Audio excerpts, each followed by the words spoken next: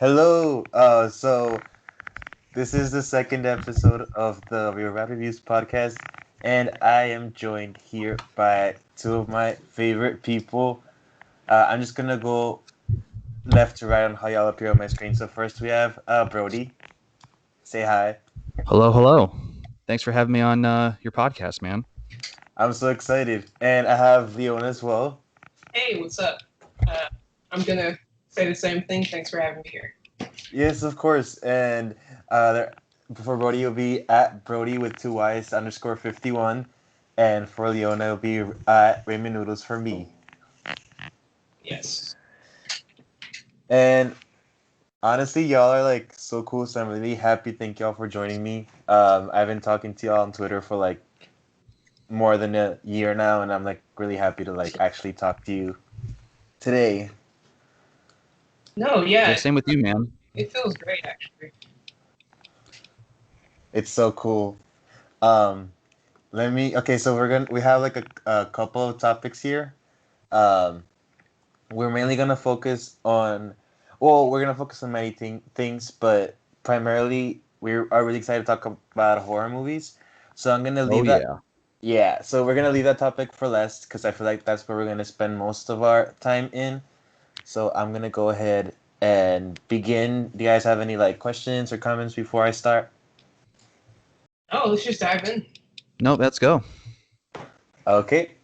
All right. So our first topic is, I know it's May, but what are your movies that you're most anticipating for the rest of the year? And like, I normally bubble it down to like a top five. You guys don't have to do that if you don't want to, but if you guys have a top five, that'd be awesome. Who wants to go first? We were going left to right, so I guess Brody and then me. Okay. Um, honestly, I'm kind of bad with like looking for upcoming movies. The one I just thought of is Paul Thomas Anderson's newest film. Apparently, it's called Soggy Bottom. It hasn't been confirmed, but that's the working title. I love the guy to death. I'm a little weirded out with the title. I know it's gonna be a banger because every movie he's made has been a banger. It stars Bradley Cooper and then Philip Seymour Hoffman's son. I think his name is Cooper Ooh. Hoffman, and Benny Safdie. It looks awesome. I just seen a few stills and sort of get of what it's about, kind of like about a child star going to high school, I think child movie star. But Paul Thomas Anderson is my favorite director, so I'm excited for anything he makes, and that's probably my most anticipated film of this year. Okay. Is there any others or? I mean, the only one I thought it was the Batman. I know it's 2022. I don't know if we can count that, but I've been looking forward to that since Pattinson was announced and Paul Dano was announced, and all these wonderful. And the trailer, of course, was like Amazing. Yeah. the best trailer ever dropped in the history of cinema. Like, my God. Yeah, I mean, if that's not on your list, you're like lying. Yeah, those two for Yeah. sure. I can't think of any more right now, but definitely those two. I love that trailer, by the way. It's fucking phenomenal. Like, holy shit, they shouldn't show anything else besides that. I Don't agree. even bother. It added a good 5 years to my lifespan. I'm set just on that trailer. I don't need to see anything else. Same. All right, Leona, what are the? I know you have a list, so you wanna go through it? Sure. So mine's a little bit more commercial. I definitely, if we were getting the Batman this year, I mean, obviously. But since we're not, um, I've already seen Judas and the Black Messiah, which was amazing. Uh huh. I want to see Dune, A Quiet Place 2, Candyman, and No Time to Die. I want to see those. I've been wanting to see those forever, and they just keep getting pushed back. So I forgot about Dune. I'll add this to my list because Oh yeah, yeah, for sure. Denis Villeneuve all the way. I love him. I need some 007 action. That trailer was so good. I need to see it. I need some spy thriller. I've just been waiting a long time to see that movie. Obviously, A Quiet Place 2. Oh Very yeah, for sure. anticipated. Nice. And then, of course, Candyman. Oh yeah. I want to get a good feel on Nia as a director, because I think she's doing Captain Marvel too. So I mean, Candyman. I mean, it's a good, you know, Yeah, for sure. I'm so looking forward to that one as well. yeah. I feel like for most of the movies that we're mentioning, it feels like the trailer came out like 50 years ago, and we're still talking about about how we're gonna watch them soon. Mm-hmm. Especially James Bond. That was supposed to come out in what, 2019? Was it? Or am I thinking something else? I think last year. It's that old, is it? Maybe it was 2020. I'm just my ears are so fucked up thanks to everything. Well, I appreciate them pushing that one back because it gives me time to watch all the movies because I haven't finished my marathon, sadly. That's very true. Every movie, every Bond film.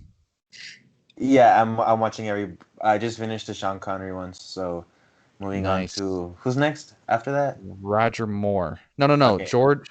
Did you watch the one with just the one actor? What's his name? He only did one Bond film. Oh no, I only watched Sean Connery once. Okay, so the next one should be the one guy, I forget his name, who only did one Bond film. Okay, excited. I'm excited. I've heard it's a roller coaster. Yeah. Outside of the commercial films, I mean, I'm just looking forward to whatever indie film, is coming out. I try to not really look for those. I just wait for the trailers to drop, and then I'm like, oh, this looks cool. I'm definitely gonna see it. Yeah, wait for the hype. Yeah, exactly. Nice. Looking forward to all of those as well. Yeah, I mean, I know it's kind of like, well, everybody's looking forward to those movies, but I mean, we've been waiting a long time, so I mean, I had to put them on the list. No, yeah, me too. My list is sort of commercial as well. So like, wait, I guess it's my turn now, or. Yeah. Yeah. Oh, okay. I just never know because I have a feeling that no, never mind. Sometimes I feel like I cut people off accidentally, but so now I'm like I give it like a few seconds before I talk. So for me, with in no order, because it kills my brain every time I try to come up with an order for anything. So I'm just gonna name five. One is I had to come through with the freaking Pixar pick, Luca. I'm so excited for Luca. I'm like the biggest Pixar shill you'll ever meet, and they can make a movie about two toilets that fall in love, and it'll be my most anticipated movie of the year. So, but the trailer looked fantastic. This new one, the art direction, I love the art direction very much, Mhm. and it just looks like a nice friendship story. We don't get many of those nowadays. I feel like that is just solely it's probably not just solely a friendship film, but the trailer made it seem like it was, so I'd be perfectly Right. happy if it was. Yeah, I definitely agree. The art style is great. Yeah, even for Pixar it looks really different, so I'm really excited. It's good that they're doing something different than doing their usual. I mean, their usual is phenomenal. Like their animation is just getting better and better. But I'm glad they're kind of going with something different with this Yeah, film. a little more I guess like director, like not central because their films are always director central, but like I guess the word I was trying to come up with is unique, and I just tried to come up with a better word, and I just couldn't, and I look like a dumbass. But It's all good, it man. looks unique. Yeah. So the next one is Dune for sure. That trailer blew my mind. Denis Villeneuve. I've loved every single one of his films. I mean, he has like six, right? But like, I loved every single one of those like 6, 7 films that he's made. And this just sounds like him like going to like the next level. You know what I mean? Like, Yeah, yeah, I'm so excited. It just like a tempo film, but like Denis Villeneuve style, and it's gonna be fantastic. yeah. I mean, the Uh, cinematography is gorgeous. Oh my god, yeah. And then I remember that when the trailer dropped and everybody was freaking out about the worm, I was like, me too. The dude dropped like 6 bangers in like a row, from like Incendie to Blade Runner 2049. Every film Yep. Yeah. has been just an absolute banger. There's not one film that I don't like. I guess Polytechnique is the lowest rated. I still gave it a 4 out of 5, but like Oh yeah, still a yeah, good yeah. film. But his other films from Insanity to Blade Runner 2049 are like unbelievably amazing. The dude just knows what he's doing. Yeah, Yeah, absolutely. without question. Well, I'm sorry. Without question. Oh yeah, yeah, without question. I mean, there's not a single film of his that I would rate lower than an 8 out of 10. Okay, so my next one is Halloween Kills, Oh yeah, which I forgot about that too. What is wrong with me? I'm sorry. I know I was like, Brody's gonna flip his computer over when I mentioned this one. Um, I mean, I'm a huge Michael Myers fan. I grew up with Michael Myers, which sounds not very healthy, but I mean, it is what it is. I love Michael Myers. Even the shitty Halloween movies, I'll watch and enjoy. And this last one was like really good, and Yeah. I just really excited to see what they come up with and how they continue this storyline. And I mean, just because it's a Halloween movie, that makes me really excited, you know? Especially with John Carpenter involved too. Like he Yeah. hasn't been involved since the third one technically. Mm-hmm. So it's good to see him back, especially with the music, because his fucking music is just Yeah. wow. Wait, was he not involved in the 2018 one? No, he was. I'm just saying, like, he hasn't Oh, been involved with the series since Halloween 3, which wasn't even a Michael oh, Myers film, you know? right. So it's cool that he's back because he's obviously one of the original. Oh, like, well, he is the original creator. It's just Deborah Hill has been. I think she died in like 2005, unfortunately. But no, it's cool he's Oh back. no. And then my next one would be. Am I gonna head it on here? Hold on. Oh, Last Night in Soho. I am so Oh excited yeah. for that movie. Yeah, it's supposed to come out this year. It's been radio silent for a long time, but it's still scheduled for this year, so I'm counting it. Edgar Wright, Mm-hmm. love him. It sounds like the plot sounds like absolutely incredible. I'm like, yeah. I can't say anything else other than I'm really excited just because of the director and he's doing a psychological thriller, which is like psychological horror. Yeah, I thought it I was mean, horror. Didn't they say it was a yeah, horror movie? Okay. yeah, psychological horror. I don't know why I said thriller, No, but no, no, no, no. That's a, that's okay. And you said that's slated um, this year? yeah, this year. And the plot is just a young girl passionate about fashion design is mysteriously able to enter the 1960s, where she encounters her idol, a dazzling wannabe singer. But 1960 London is not what it seems, and time seems to fall apart with shady consequences. I'm like, what? Yes, please. Yeah, that sounds pretty awesome, actually. And last one I have on here is Minions 2. No, I'm just kidding. The Northman, which is supposed to come out this year, so I'm still counting it. It's oh, why am I blanking on his name? Roger Ebers, right? Wait, no, Robert Eggers. Robert Eggers. Yeah, I don't know. I was thinking of Roger Ebert, the critic. I don't know why. Robert It sounds Eggers, similar. his third film. I mean, I love The Witch. I adore The Lighthouse. He is like a talent to look out for. So I don't care what he's doing with this. I'm gonna be there like day one. Right. Same here. I forgot what that. What about Scream? Doesn't that come out this year? No, it's coming out January of next year. Yeah. Okay. Gotcha. Mm-hmm. Yeah, I think Morbius just got pushed back too to January as well. That's from what I saw. A lot of movies getting pushed to January. Dude, all of them are. It's so annoying. I mean, I understand, right? I'm not gonna like, but you know what I mean. Yeah. Yeah. Just how it is.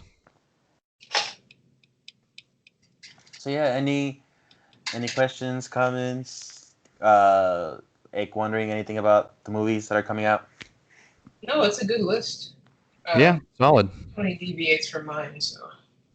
Yeah, I Yeah, I feel only had like two. yeah, So yeah, I feel like it's all like big films that we're all looking forward to. I feel like the oh wait, oh my god, wait, can I take one out and replace it?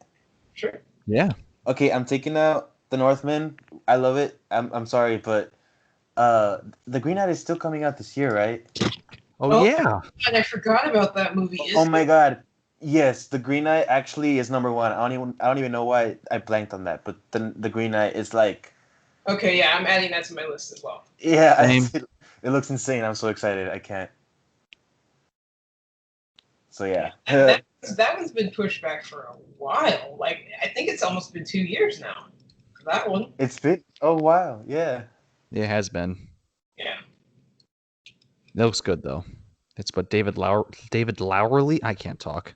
Lowry. Yeah. Yeah. He did a ghost Yeah. story, which was Dude. rough Yeah, that was Yeah. good. in a good way. It was just emotionally damaging. Very much. Very much. Can we talk about how amazing that trailer is? Oh, the Green Knight. Yeah.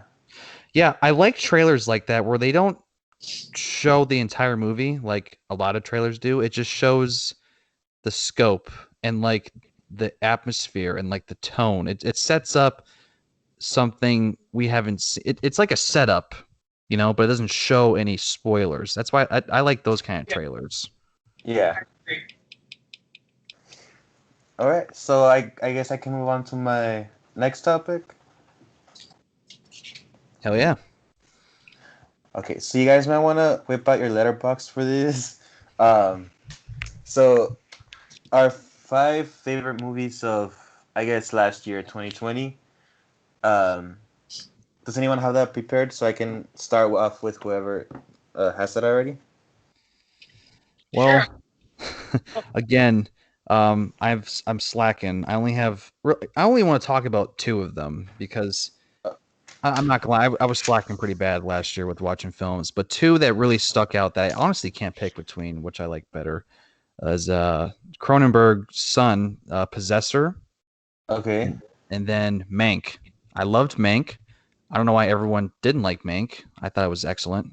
Really well made Fincher. One of my favorite Fincher films. I mean, I can see it's kind of love it or hate it kind of thing. I can sort of see it, but for me, I was just enthralled just watching the entire thing. Just awesome film. So those two are my favorite. I just can't pick between them which one I like better. Mm. Yeah, weird thing. I've heard a lot about Possessor. Like it kind of has like a cult following now, doesn't it?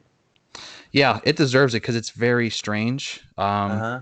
But it's fucking awesome. It's a really solid horror sci-fi. It's you can tell it's Cronenberg's kid, but I have to I watch actually it. like it better than Cronenberg's other stuff, like his dad's stuff. So I'd recommend it highly. Adding it to my list. Hell yeah. So sorry I'm slacking on this on the two first subjects. Oh no, you're good. You're good. Um, I mean, last year was rough, so. yeah, no Yeah, it one blames was. you. All right, Leona, you want to take the what's it called? Sure. Well, I guess follow up. So I didn't have. I mean, I do have a top five, but um, only two of them. Well, three of them were really like on my radar. I loved The Sound of Metal. Like that Ooh, yeah. movie is just. I mean, it's hard to describe. It's just like it's a movie that just like really puts you in the thick of it. You know what I'm saying? It's quiet and as I mean, I don't really want to spoil anything here, but I mean, like, I need to see it still. I mean, like, as the character is like going through this, slow realization that like, hey, this is happening to you, and you can either adapt to it or you can be miserable trying to resist it. And it Mhm. was just so real and just human. And it was just beautiful because by the end of the film, he was like just so miserable, trying to resist it, trying to hold on to this thing. And then he just lets it go, and you sit there with him, and he's just happy. And then it just goes off. And it's just, I mean, I don't know. It was just a really, really good movie. I didn't expect to like it that much. I mean, Yeah. I knew Riz Ahmed was an amazing actor, but that was just a phenomenal film. Exactly. Yeah, everything you just said, like spot on. Yeah, Sounds so amazing. it's so good. I mean, it's just that's a good movie. I mean, if we can get physical copies, like I'll definitely buy one. I really liked it. And then I'm slowly getting into Pixar. I mean, I haven't seen many of their movies. I think the last movie I saw before the one I'm going to mention is Inside Out, Woo! which was just, I mean, wow. Yeah. That was a good movie. I was like, why am I crying? I mean, but so yeah, I mean that was a fantastic film. I loved it. Oh, thank you. And then I got Soul is on my list. I think it's a beautiful film. I'll admit it took a minute for me to really jive what was happening, but once we got into like the meat of it and up until the end, I mean, it was just a beautiful movie. That Beautiful was. animation, beautiful music. Again, just like a slow type of. I mean, it sort of correlates with the science of metal. It's like either you can resist this, or you can help yourself and then help others. You know, Right. by Yeah. going through this. And so Soul is beautiful. And then I saw this other little indie film called The Furnace. I don't think a lot of people have seen it. It's a small film out of Australia. Okay. But it follows the gold rush of like the 1890s. And there's like this I'm sorry. There's like this kid. He's from like Afghanistan, and he's a camel driver, out in the desert. And there are these,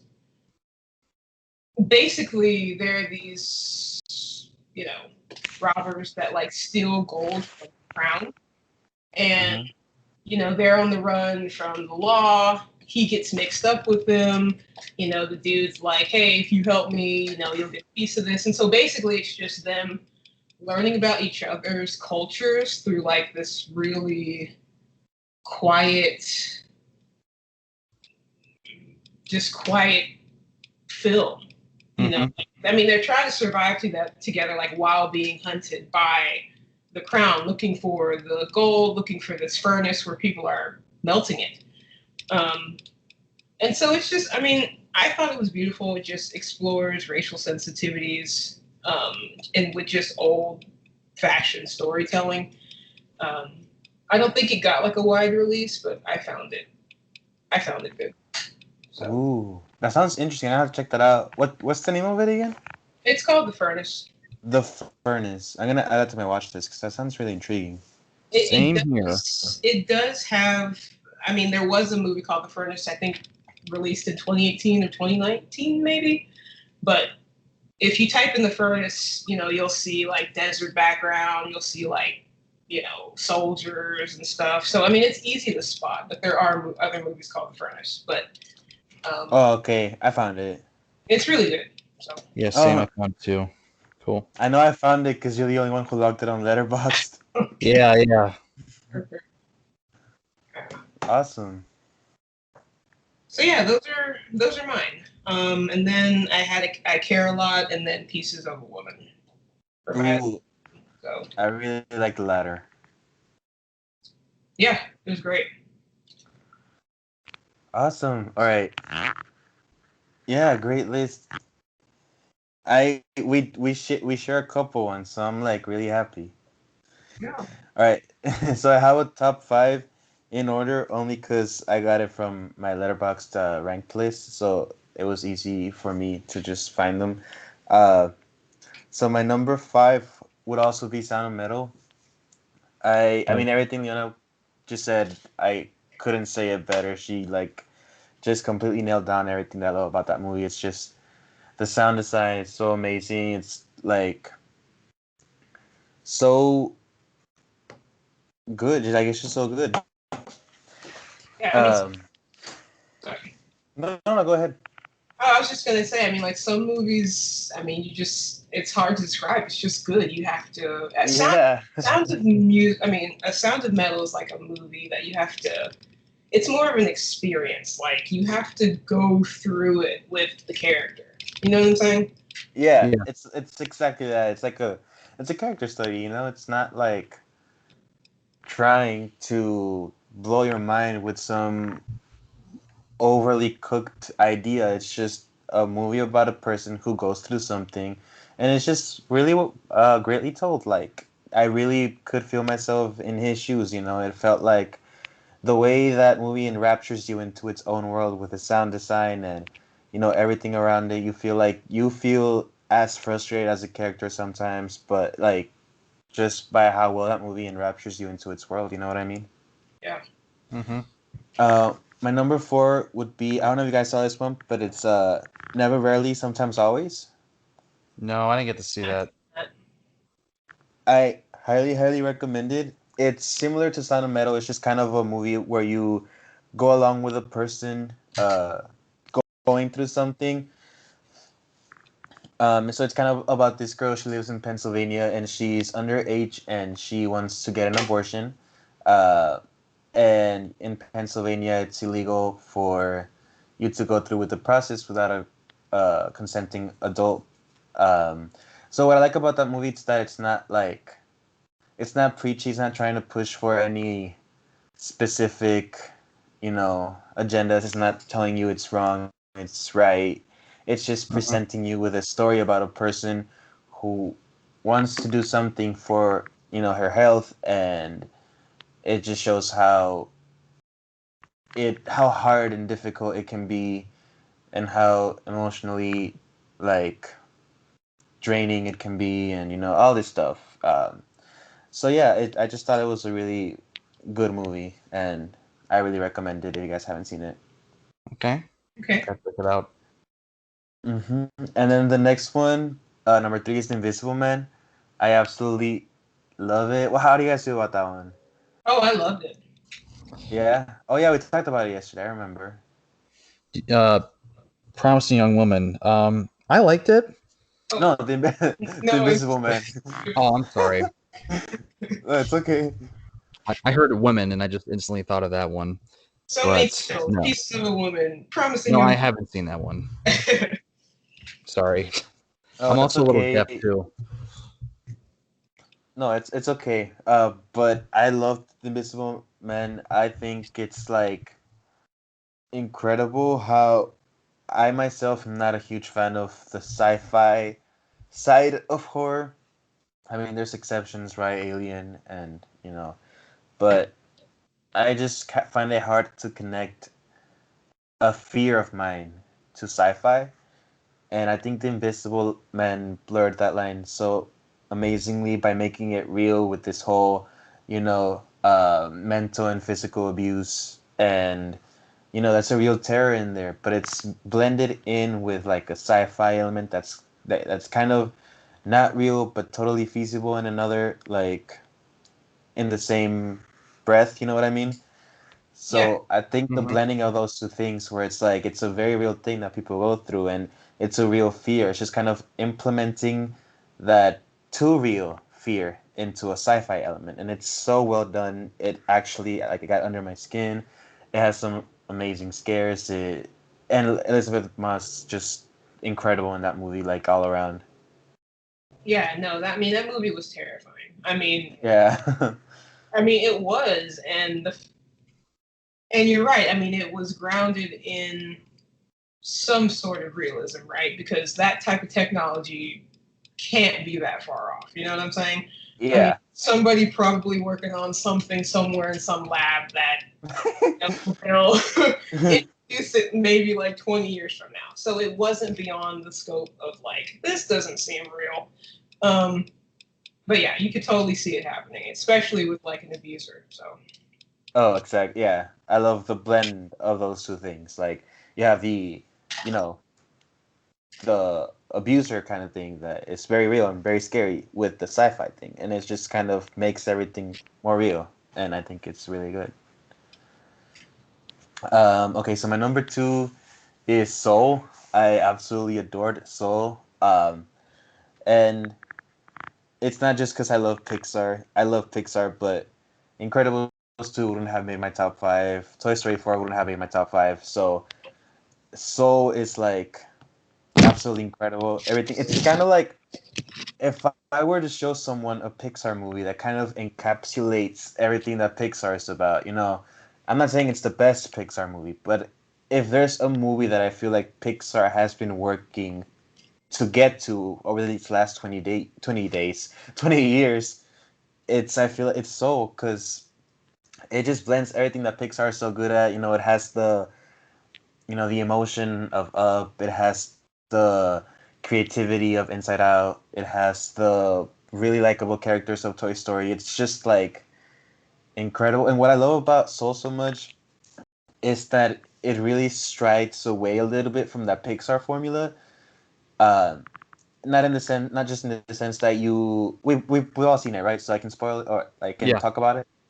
So something that I loved about Soul is like in a regular Pixar movie, or a big tentpole film, you would have the jazz musician who goes through all this stuff, and the movie ends with him finally reaching his dreams and playing jazz and him being happy. What I love about Soul is that it kind of plays out like an independent film with that turn of events where he ends up, achieving his dreams and he plays jazz, but it doesn't fulfill him. And, it hits him realizing that working towards a dream, it's like a disappointment. And I thought it was so Mhm. bossy of Pixar to do that with the storytelling. And, it just really switches the message on you. It goes from a follow your dreams movie to a live your fucking life and enjoy it. Even if you're just eating a sandwich on the freaking beach, just enjoy that damn sandwich, because you might not have that sandwich tomorrow. You know what I mean? Yeah. Yeah. So I just love that about it.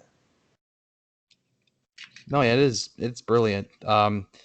It's really deep for a fucking kids movie, and it's not just Yeah. a kids movie. Pixar at this point has been known for everybody.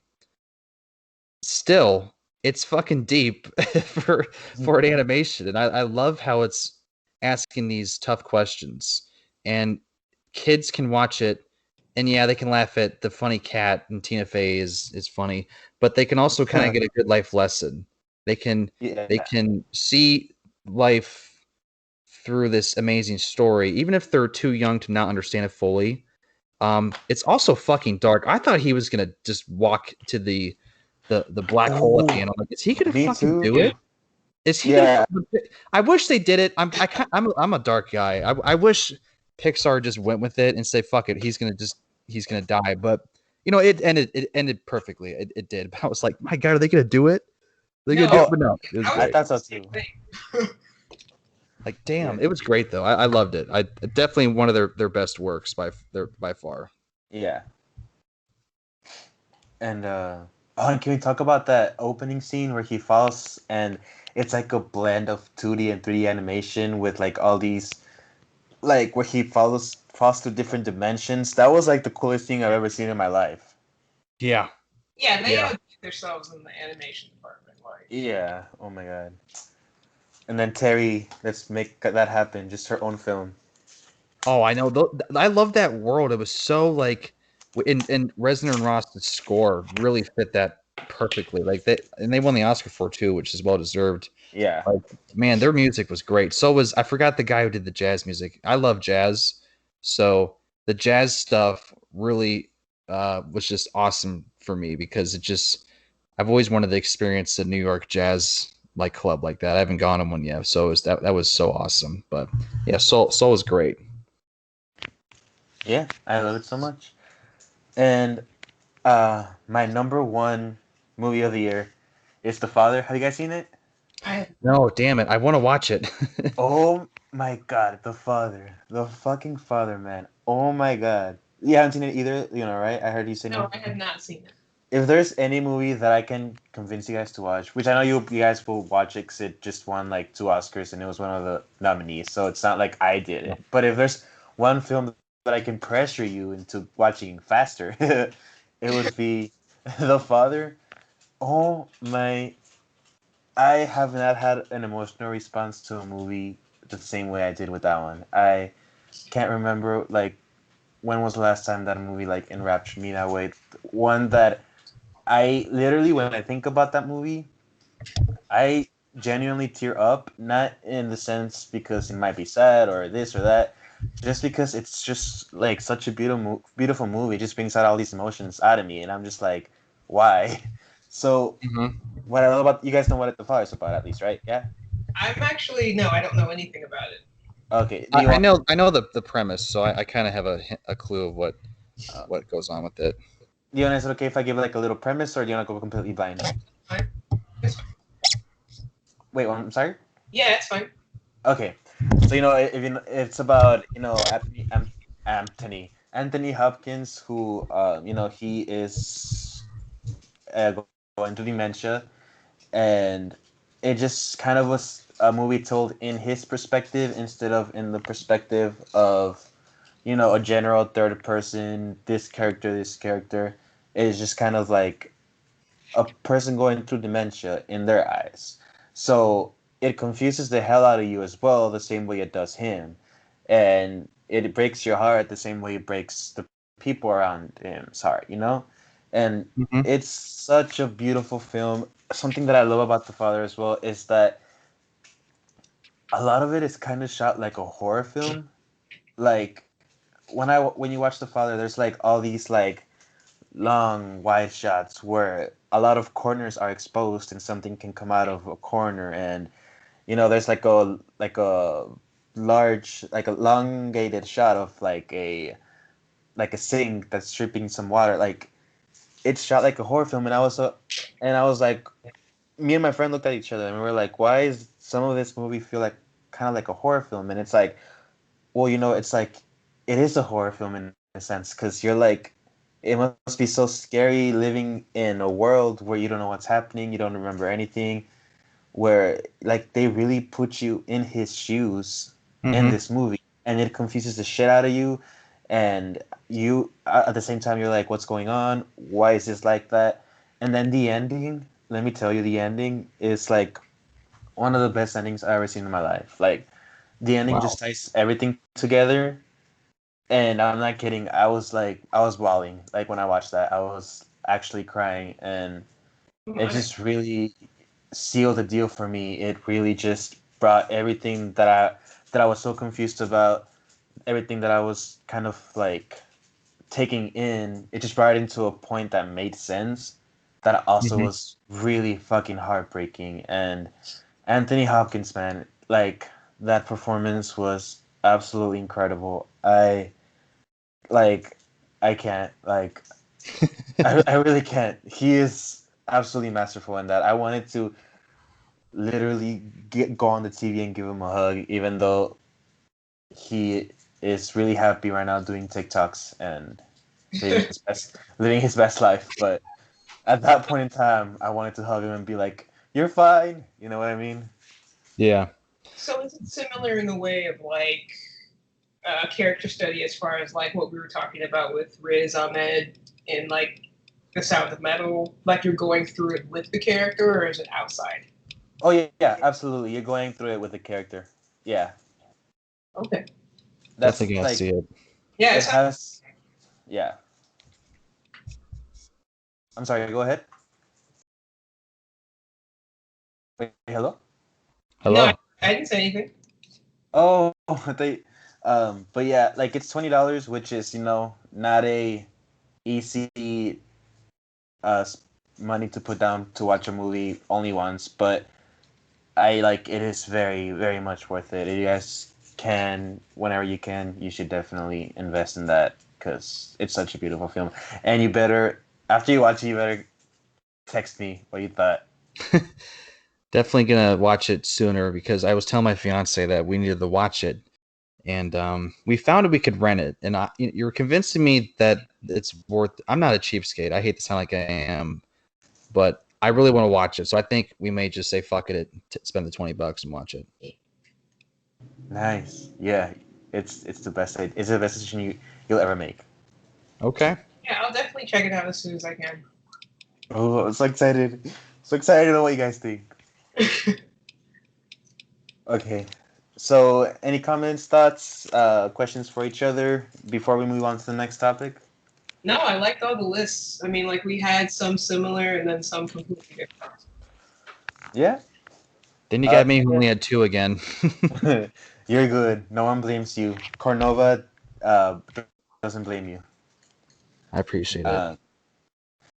Okay, so the next topic, I'm gonna let Leona take lead on this one because we talked about it for a little bit, and I really liked her insight. So our third topic is about the consumption of media, movies, TV shows, I can't talk today.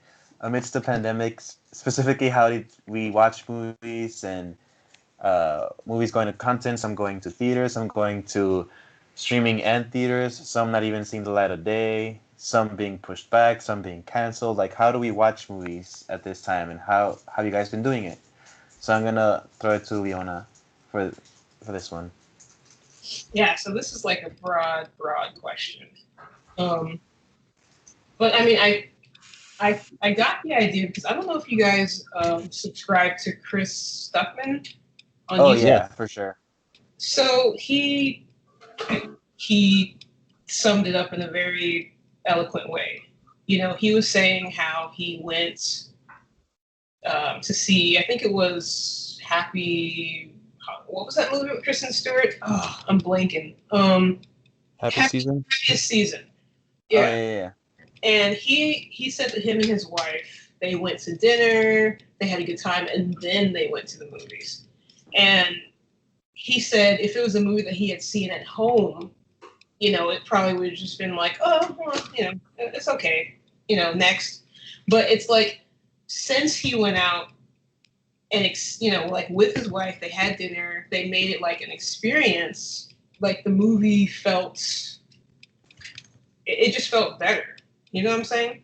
Mm-hmm. Yeah. And like I was thinking about that, and I was telling my mom, I was like, you know what? Like he has a point, because it's like you can stream so much content, and there's just so many platforms. It's like HBO Max, Netflix, Hulu, Disney Plus, Paramount Plus, Apple TV, and it's like where do you start with like all of that content? Because it's, for me, I feel like it's kind of like overwhelming. It's like, well, I can search Netflix. That'll take me like all day. And then it's like I got to go to Hulu to find movies. Then it's like HBO, Apple, so there's just like so much content, so many platforms. And to be honest, like I was just feeling kind of burnt out. I was like, I can't keep up with all of this stuff. So I just didn't really strive to watch like all of the movies that had come out. I was like, I'm just going to wait, Mm-hmm. Yeah. But I definitely feel like I retain movies. I mean, unless it's like a comfort film, because it's like, sure, I can pull a Blu-ray off of my shelf and watch it and be satisfied because it's like, well, I've seen this, it's comfortable to me. And it's easier to do that than, file through like all of these streaming services to find something new to watch. It's like, I don't want to do that. Like, I just want to watch something I know. But it's like if I went to a movie theater, it's like there's that pressure, or like there was that pressure to be like, well, it's only in the theaters for this long. We got to see it because then it's going to be like how long until it's released physically, like before all of the streaming and then like the day and date release type of strategy that a lot of these streaming services are doing. But I don't know. For me, unless it's like a really good movie or it's something that's like familiar to me, I don't really like have that drive, and I don't really retain it. It's like I watch it and it's like you wake up the next day and it's like, well, what do I say about this? I mean, it's okay, but I'm not like inspired to actually write something about it. Whereas if I went to go see like Kong Skull Island or Godzilla vs. Kong with friends, maybe like 3 or 4 friends, and there's like a huge crowd and like you're feeding off of that energy of like, yeah, but without that, and I'm not saying you couldn't have gone to the theaters to see Godzilla versus Kong, but it's like the enthusiasm is like spread everywhere because it's like, well, the movie theaters aren't open in New York, and then it's like, what about California? They're not open, but we're here open in Texas, so it's like I saw that. Did you see it? And it's like, I don't have HBO Max, and my theaters aren't open down here. So it's like, who can you share this stuff with? You know what I'm saying? Right. So the enthusiasm has definitely been diminished a little bit for me. So like, I can't wait for us to get back to some sense of normalcy where like a movie opens, everyone sees it at the same time. Yes. You know, Yeah. everyone's excited about box office. It's like you go with like your friends, and then it's like you go again the next day. I mean, like, it's just, I don't know. Yeah. No, That's, yeah, absolutely. I definitely feel that. Yeah, like I retweet right now. Well, because Emily and I, we went to see Ben Wheatley's new film. I was telling you guys about this last time. We went to the theater we always used to go to back in the day, and it was nice because when we walked in, it was at late 9 o'clock Saturday night, and it was fucking packed. And I was so happy just to see a movie theater packed like that, like it used to be. And even our theater with a unknown British horror film, it was still pretty packed, even though we had to like social distance. Seats in between were Right. empty. But there's nothing like a theater experience, especially seeing something you've been looking forward to or something, that your kind of film. So it's that experience. Hopefully, it shouldn't die. yeah, I don't think it will die because it's so concrete into our culture. We go to the theaters to see a movie, and streaming, yes, it has its pros, but the theater is something that we cannot experience, and it's hard to explain, but we just can't get rid of it. Yeah. no, we can't. No, yeah. I like, yeah. I mean, like, because we're human, right? So it's like we want that connection. I mean, I could be in a theater with a bunch of strangers, but it's like we all share the excitement. So it's like you can strike up a conversation with the person next to you. And it's just, I mean, like, It's beautiful. I miss that. You know what I'm saying? So Yeah. I do too. Same here. When was the last time I went to the theater? I think it was to go see. I think it was Promising Young Woman. Actually, the last movie I saw in theaters. oh, lucky. Yeah, but I agree with everything you guys say. Like, my motivation to see movies is at an all-time low right now. If I watch a movie nowadays, it's just because it's a movie I've already seen and loved, and I just want to feel something familiar. And what Leona was saying about the consumption of media, now there's like a shit ton of streaming services now. I'm just like, I agree with you so much about what you were saying about the something being set. With the movie theaters, it's set because movie theaters only have, let's say, a number of theaters to show movies. So every week it becomes an event for people. What movie's coming out this week? Oh, it's this movie. And, especially in the circles that we talk to, we go watch that movie because it's in theaters. It becomes it's a sense of, community, whether it's in the theater or it's on Twitter or people like us who we've become friends over like social media. It's something to connect over because it's this movie that comes out this week. You watch it, you talk about it, everybody's excited, everybody's talking about it on the timeline. And nowadays, it's like there's this movie coming out on HBO Max, and this movie coming out on Disney Plus, and this movie coming out on Netflix, and 5 movies coming out on Prime. And everybody watches a different one, and some people don't even watch any because if you're like me, you don't want to, or you just don't feel like it. And I really just miss the sense of community in watching the same movie. You know what I mean? And the movie theater experience. Yeah. Like, no matter, you can have a 1,000-inch TV in your house with like,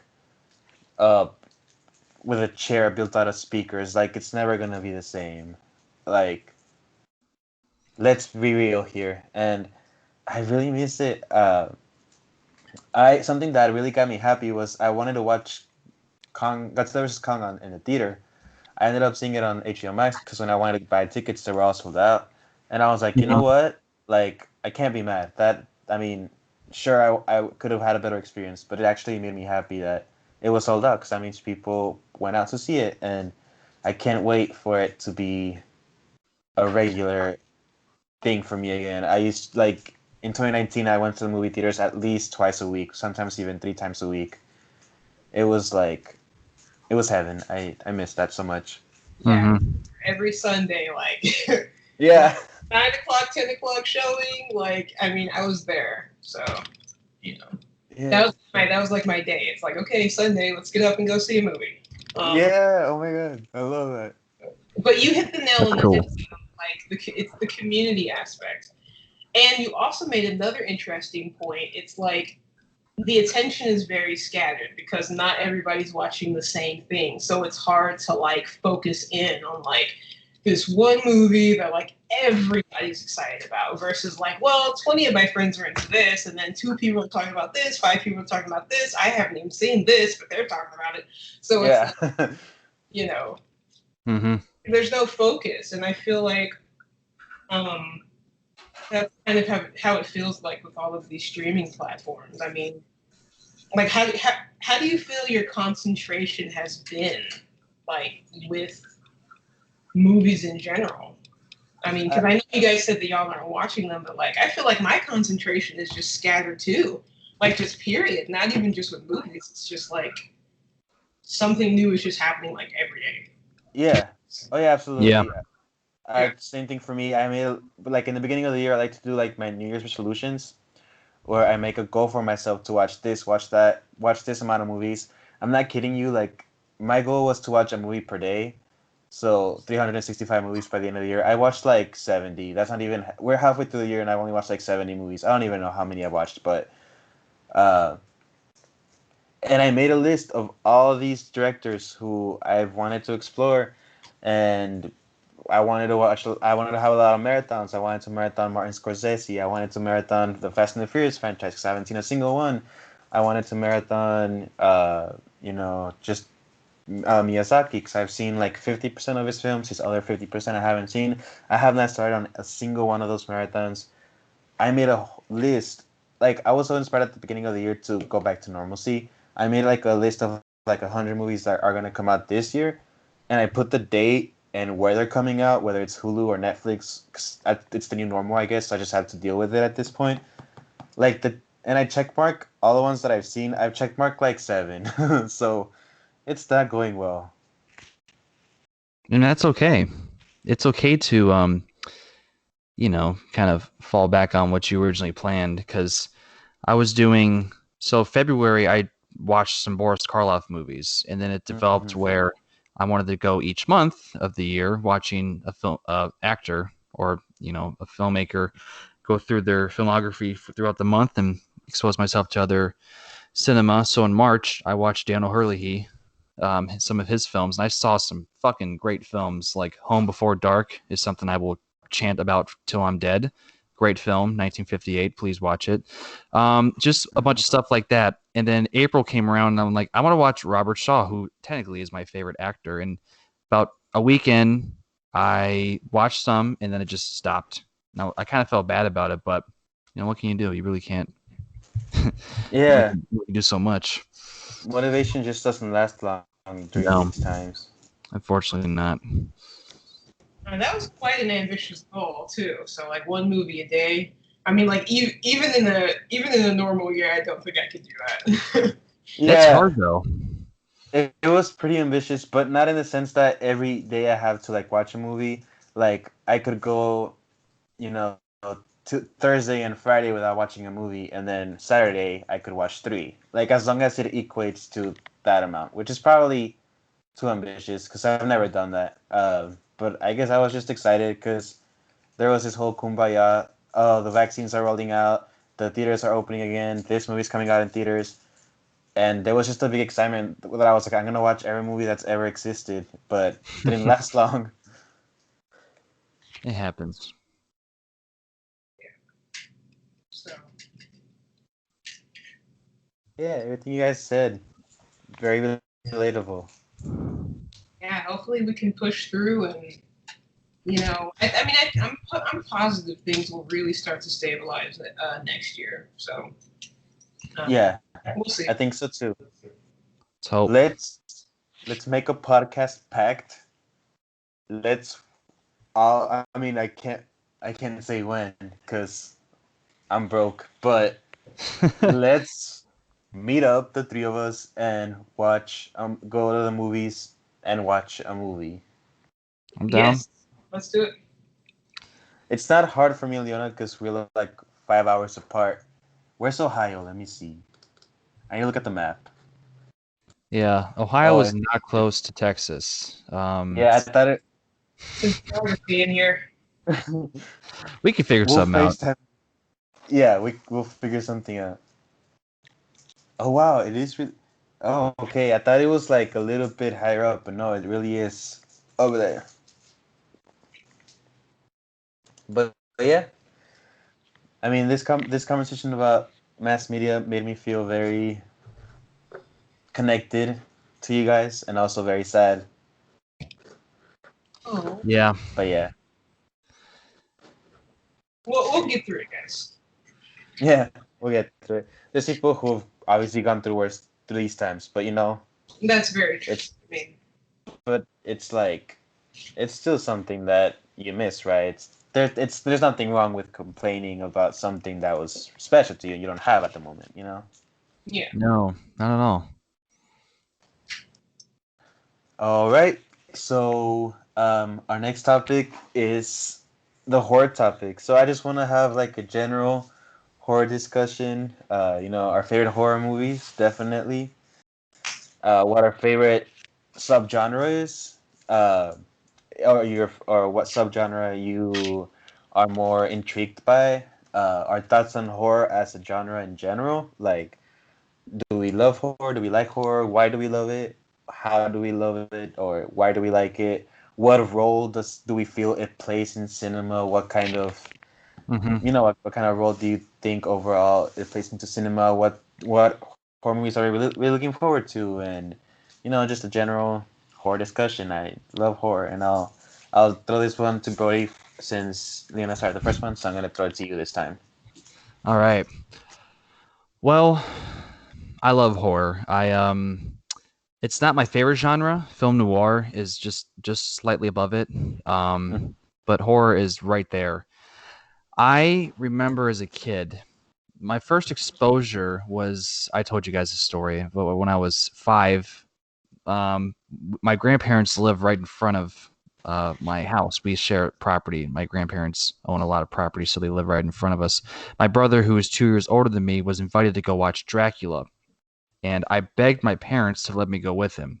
They said no.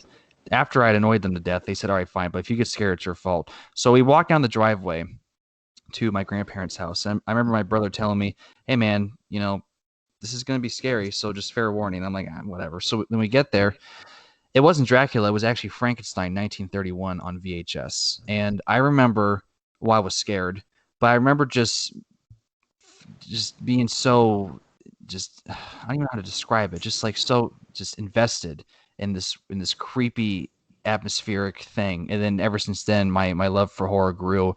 My brother and I, we love horror. That's one thing we have majorly in common. We love the Halloween series. I remember the original Halloween scared the ever living shit out of me. So did Nightmare on Elm Street. Then as Yeah. we got older, it resonated with Halloween, the holiday, which is my favorite time of year. I have a jack-o'-lantern on my arm, a tattoo, because I love Halloween so much. So it's more than just a genre of film. It's kind of like an aesthetic, like nostalgic love of just not just childhood, but then you get older, then you realize, oh, horror is for adults too. And then you get into other kind of horror films. And then as we got older, we our love for it grew. We every year we go to a horror convention in Indianapolis called Horror Hound, where you can meet celebrities from horror movies. Like one year we met Brad Dourif, the voice of Chucky, which was really fucking cool. That guy was super nice, super cool dude. So you can go there. And what I noticed was horror fans are the nicest people. You think a genre that's so dark and depressing and disgusting and horrifying, horror fans are just so nice and caring, and it's such a Oh yeah.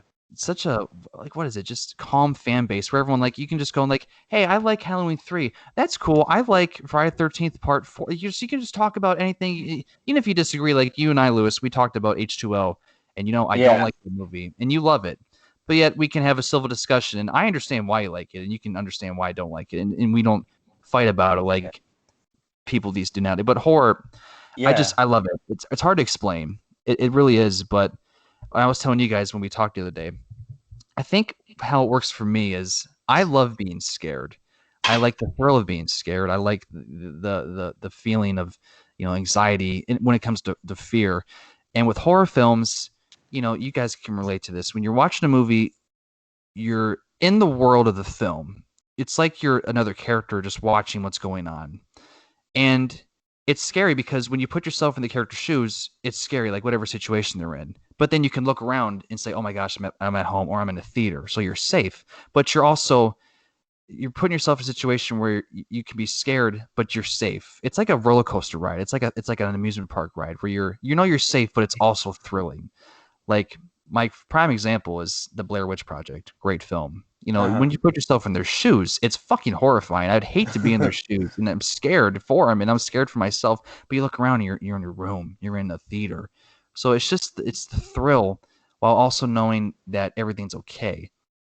It's hard to explain, but horror to me, I love everything about it. I know a lot of things about horror, not just new age with Ari Aster, Robert Eggers, Jordan Peele, the A24 wave. You also got the 80s. The 80s are classics, but then you got the 1930s and 40s with the Universal monster movies, and I watched all of them last year. So I could tell you everything about those films, the good, the really, really good, and the awful, shitty ones too. And I watched all of them. So yeah, for me, horror just kind of brings me back to my childhood, but also experiencing new ones when you're older, like Possum, which you guys watch, which I'm so happy you both liked. That's a fucking amazing film. Before I Yeah. keep rambling. So yeah, that's kind of like my thing with horror. Cool. Cool. Yeah. Yeah, Beautiful. Beautiful. I definitely agree with that. It's very calm. You can have like a calm discussion about it for sure. Yeah, I Which is agree. funny. At least I'm talking to you guys, so. Yeah, like just from what you said, horror fans are literally the best. There's like when I talk about horror fans, and I've known this since I was like 12, 13 when I was obsessed with horror. Like there's a real sense of community with the horror fandom. Like Yes. you're not gonna like I don't wanna like seem like I'm above something. I really am not. I love people who love whatever they love, but you're not gonna find that sense of community in something like Star Wars or Marvel, which I have nothing against those like films. I love a few of them. I love a lot of them, Yeah. but the community aspect of it, it's just that's not. It's never as like polished as it is with horror fans. I don't know what it is, but like it's true. Toxic. Yeah. It's just very interesting how that works. And just not like and there's so much different types of horror. I mean, it's hard to even list them all. There's so many. It's just so fascinating how, like, I don't know how you guys see it, but when I'm on Twitter, I go on like the trending stuff, and for some reason, near the bottom, I always see a bunch of horror things, and it's just the community is so huge. And I've noticed throughout the years of going to the horror conventions, they get bigger and bigger and bigger now to the point where Yeah. well, last year it didn't happen unfortunately, but the year before we were in a fucking like huge arena like area where it was just like people everywhere. They brought their kids, they were dressed up. It's just it's like it's so fucking weird, but I love how everyone is just like just so chill. It's such a chill environment for such a dark genre of film. Yeah, absolutely. 100%, yeah. Yeah, Oh it's yeah, I super could agree too. crazy. 1,000% I've seen it. Alright. So I'm gonna throw it to you, Leona, for like a general introduction of horror in your eyes. Oh man. Like I mean, like I told you guys previously, I mean I am lacking here, but Mm-hmm. um, I think I've discovered like at least my niche in it. I'm definitely into psychological. horror. Yeah. Oh yeah. Like the only slashers that I really like are in Scream. I haven't seen, you know, Friday the 13th or like Jason, Halloween. I haven't seen all those. I haven't because I wasn't. They just weren't. My mom just didn't. My mom didn't have those movies. Therefore, I wasn't exposed to them. But I would say my first real introduction to even realizing that I was into psychological horror was Get Out. Honestly, Masterpiece. I went to see it and I was like, why do I like this horror movie? And I couldn't. I didn't really understand, but it's like I just went to go see it like on a whim. My friend was like, "Hey, let's go see Get Out," and I remember seeing like snippets of the trailer, and I was like, "Oh no, this is good. This is gonna be like a scary movie." And I was like, "Okay, let's do it." And so we went and saw it, and then like by the end of it, I was like, "What just happened?" But it just unlocked this thing, and I was like, I need more of whatever this type of horror is. So then I started, seeking out, like Hereditary and It Comes at Night and Don't Breathe, just like these. I don't know. It's just it's just psychological. I mean, that's where I am. I like those type of films. Yeah, if there's anything all those have in common is psychological.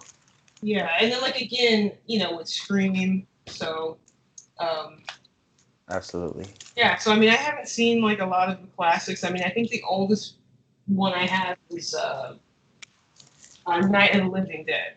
Like the one I recently got that on Criterion, so good. But I definitely, as far as in the MonsterVerse, like zombies are definitely where I get my groove. Like I like zombies, anything to do with zombies, whether it's like, silly stuff like Zombieland or like really like, pandemic end of the world stuff like World War Z. I mean, like if it has zombies, I'm there. So, George Romero, his filmography is full of good zombie films. Yep. He did Night of the Living Dead. Yeah. I mean, but do you guys consider like 28 Days Later and like I Am Legend sort of like zombie-ish? Because I was really into those as well. Yeah, I would say so. Yeah. Not necessarily. Well, I Am Legend's not really. It's not full-on horror. It has horror elements, but I wouldn't call it full-on horror though. Oh, okay. Well, I mean like zombie, like kind of. Oh yeah, it's definitely zombies. It's. I mean, what are they like? They're like kind of like vampires, but I would say they're zombies because they're fucking creepy looking dead things that want to eat you. So, yeah. I mean, that's just what I'm into. Like, if zombies are there, like, I am there. You're like, I love the zombies. I do. That's awesome. You're like, I'm a zombie magnet. I am. It's like, what are you guys talking about? Zombies? It's like, so I would be like that person that just like injects myself into the conversation if they're talking about zombies. No, they're definitely interesting. That like just the thought of the dead rising and coming to consume human flesh is really freaky. It really is. It's so fascinating. I mean, like, and even when people take a different spin on it, it's like, you have like The Walking Dead where it's like they're slow, but everybody's just like spontaneously turning into them, or like if you get bit. And then you have like World War Z where they're like just gunning for you at like 5 miles, like 50 million miles an hour, and it's like you can't get out of the way. Building a fucking wall of each other. Yeah. Oh my god. Like that shit. I mean, like it's terrifying, but I'm just like, yes, zombies. Have like people just like spraying them with bullets, and I'm just like, I am here for this. Yes, zombies. Like that's. Wait, Leona, have you seen Train to Busan? Yes. Oh, it's so good. I have. Oh my god. Yes. Incredible. Yes. I need to see that. Whoa, watch it. I know. I need to see it. I know. You haven't seen that? No, I need to. I know. It's a staple at this point. Yes. I mean, I haven't seen the sequel. I'm just going to stay with Train to Busan. But oh man, you really gotta see that. I The mean, anxiety in that movie. it does have subtitles. I know people are like turned off by that, but it's like, dude. Oh my gosh, subtitles? No, I can't. I'm an American. I have to watch American films because I'm an American. No, I'm just kidding. No, I love foreign films. Are you serious? I tried getting one of my friends to watch, and they're like, "Oh, it's in Korean," and I'm like, "Yes, but dude, zombies! Like, it's awesome." Listen to Bong Joon-ho. He knows his shit. It's not like you're reading the entire time. You read what they're saying and you look up. It just this is a whole different topic. I don't want to get into that, but it's so fucking frustrating. Well, This yeah, has turned into the subtitles podcast. God damn it! Just But- read. Just fucking read. Bro, I can't. Sorry. I don't know what the big issue is with that. Like, my Unless favorite you movie can't of all read. time is Pan's Labyrinth. Well, I speak Spanish, so that's just a stupid thing to say. But you know what I mean. yeah. Which great film, by the way. Oh yeah, Great, I'm so glad you watched it. Great film. I still need to see it. I know. Just Beautiful. wonderful. Del Toro can tell a fairy tale like no other. Yeah, and then right, would you consider it a horror film? I wouldn't consider it a horror film. It has horror elements, which I love Yeah. about horror is like people like for me, Jaws is my favorite film. I told you guys this. Jaws is technically a horror film. For me, it has horror elements. It's Spielberg's blends of genre perfection like he does in everything. It's a drama, adventure, horror. It's all in one. I don't consider it just a horror film, but it has horror elements. Clearly, it's about a fucking killer shark. But so like films can have horror elements, but they also sometimes can't be called full-time horror. Like for me, Jaws is not straight horror. It is a bunch of things at once, which is brilliant. So Yeah. Oh yeah, for sure. Because I never would have even considered that horror. Yeah. I mean, it was scary, but I mean, I never associated horror with Jaws. yeah. Yeah, exactly. But yes, Something- so that's my horror, and I'm into zombies. So there we Which go. is cool. You've seen Scooby-Doo Zombie Island? That classic? Yes. Classic. Amazing movie. It's so hard to find. I've been looking for it. I'm like, please let me preserve my childhood and like release this again. Not on DVD? I can't find it. What the hell? That's weird. Some people were able to find it at Barnes and Noble, and I'm like, how the hell? Yeah. So I'm gonna find it one day. Damn it. Yeah. But yes, amazing movie, amazing. So I guess that's where I got it from. When I was a kid, I was like, I like zombies. So like, there we go. It's just put into me then. So. Mm-hmm. Yeah. So for me, horror is my favorite genre. It's kind of like the genre that kind of made me love film in general. It was like an introduction.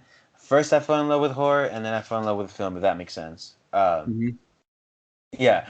So I mean, I guess how it went down for me is I just dropped something. Hope you guys didn't hear that.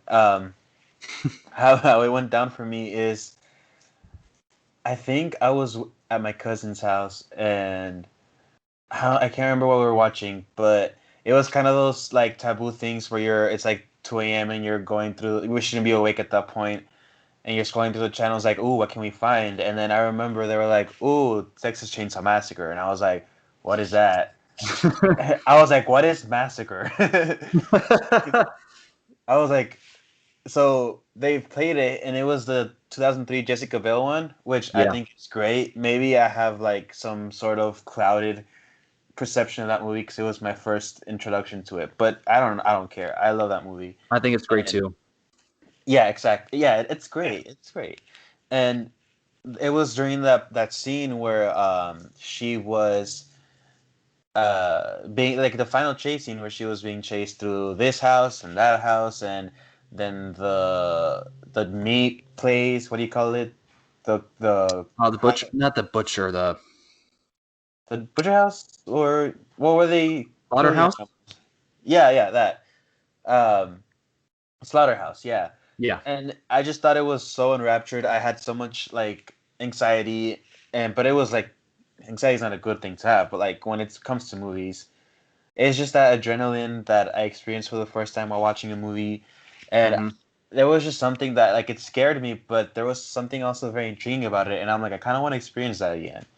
So it turns out they were showing that movie because the new one was about to come out, which was the beginning. So I re-rented that one, and it was too scary for me. It wasn't too like I was 11, right? No, I was like 8 years old, not even. Oh, I was very young, and we rented it, and I could not take it because to me it was really scary. Because I feel like the 2003 version is not that bloody. I feel like a lot of it is kind of a cutaway. I don't think it's that gory. With the beginning, which was the one after that, it was extremely like at that. Well, when I watched it at that point, it was too bloody for me, and I just couldn't sleep. So I didn't end up finishing it.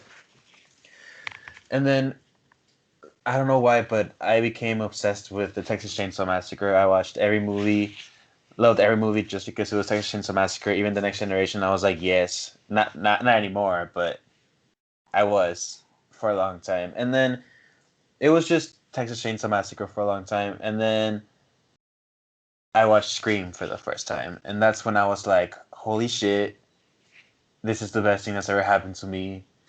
My life can now be split into two.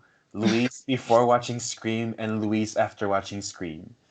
You know, that's how it felt watching that movie. My brother was watching it with my dad, and it was still a taboo thing for me because I was like, it was like a year later. I was like 9, and my parents were very adamant about not watching horror films because at the time they were very Christian, and they thought that horror films could open doors to whatever, and that fear was engraved in me for a reason or two. But so they were watching Scream, and I was kind of peeking through, and I peeked through the scene where she gets killed in the garage, which was very much traumatizing for 9-year-old Louise. But Yeah.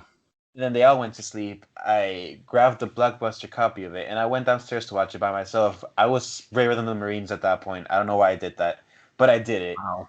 And that's the first moment I actually fell in love with the movies. You know, I knew how transcendent that opening scene was without having any knowledge of horror.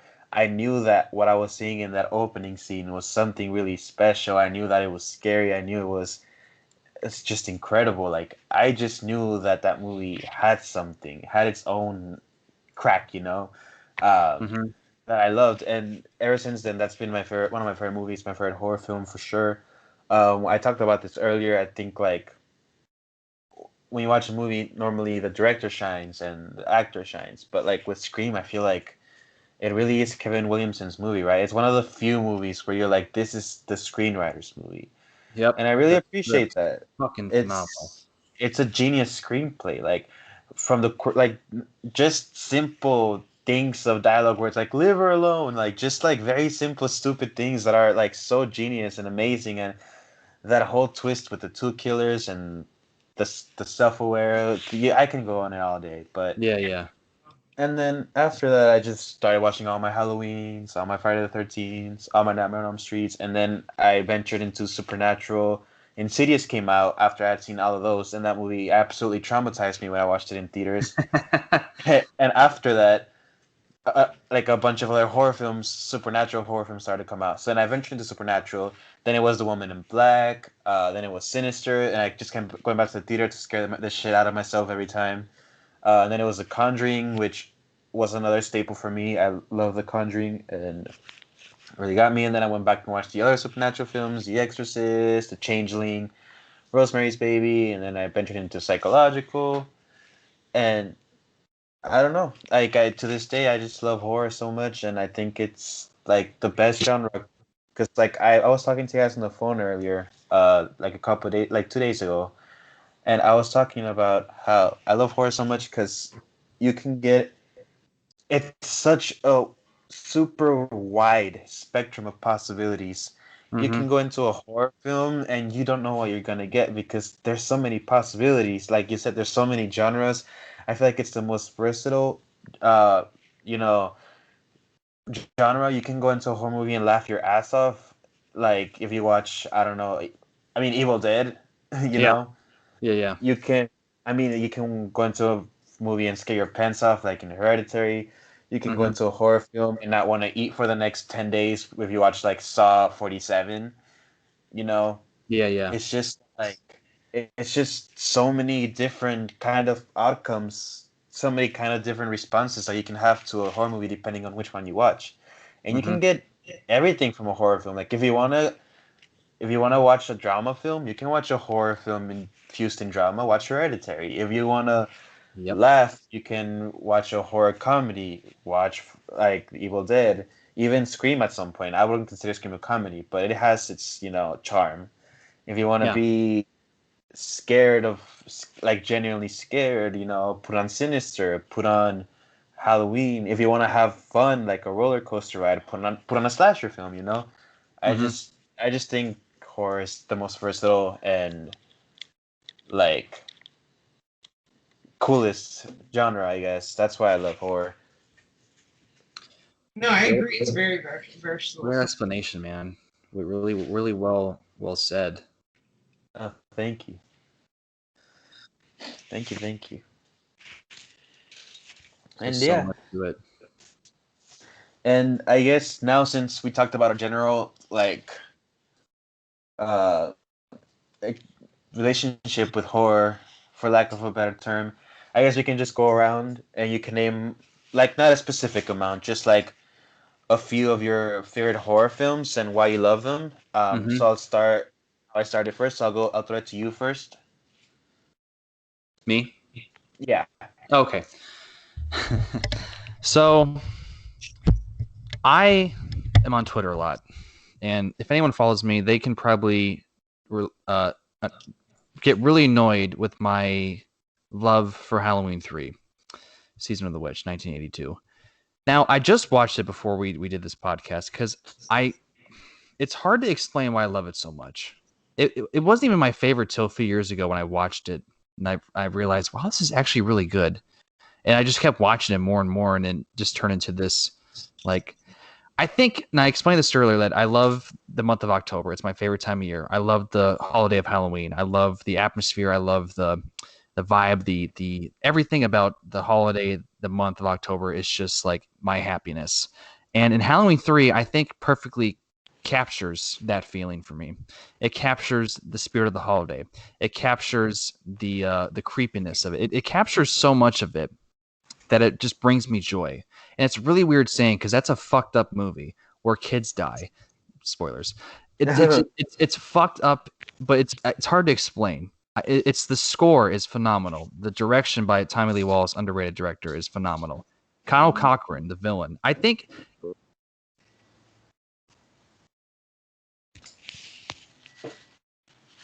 Hello. It's Hello. hey, Hello. Can you yeah, guys hear me?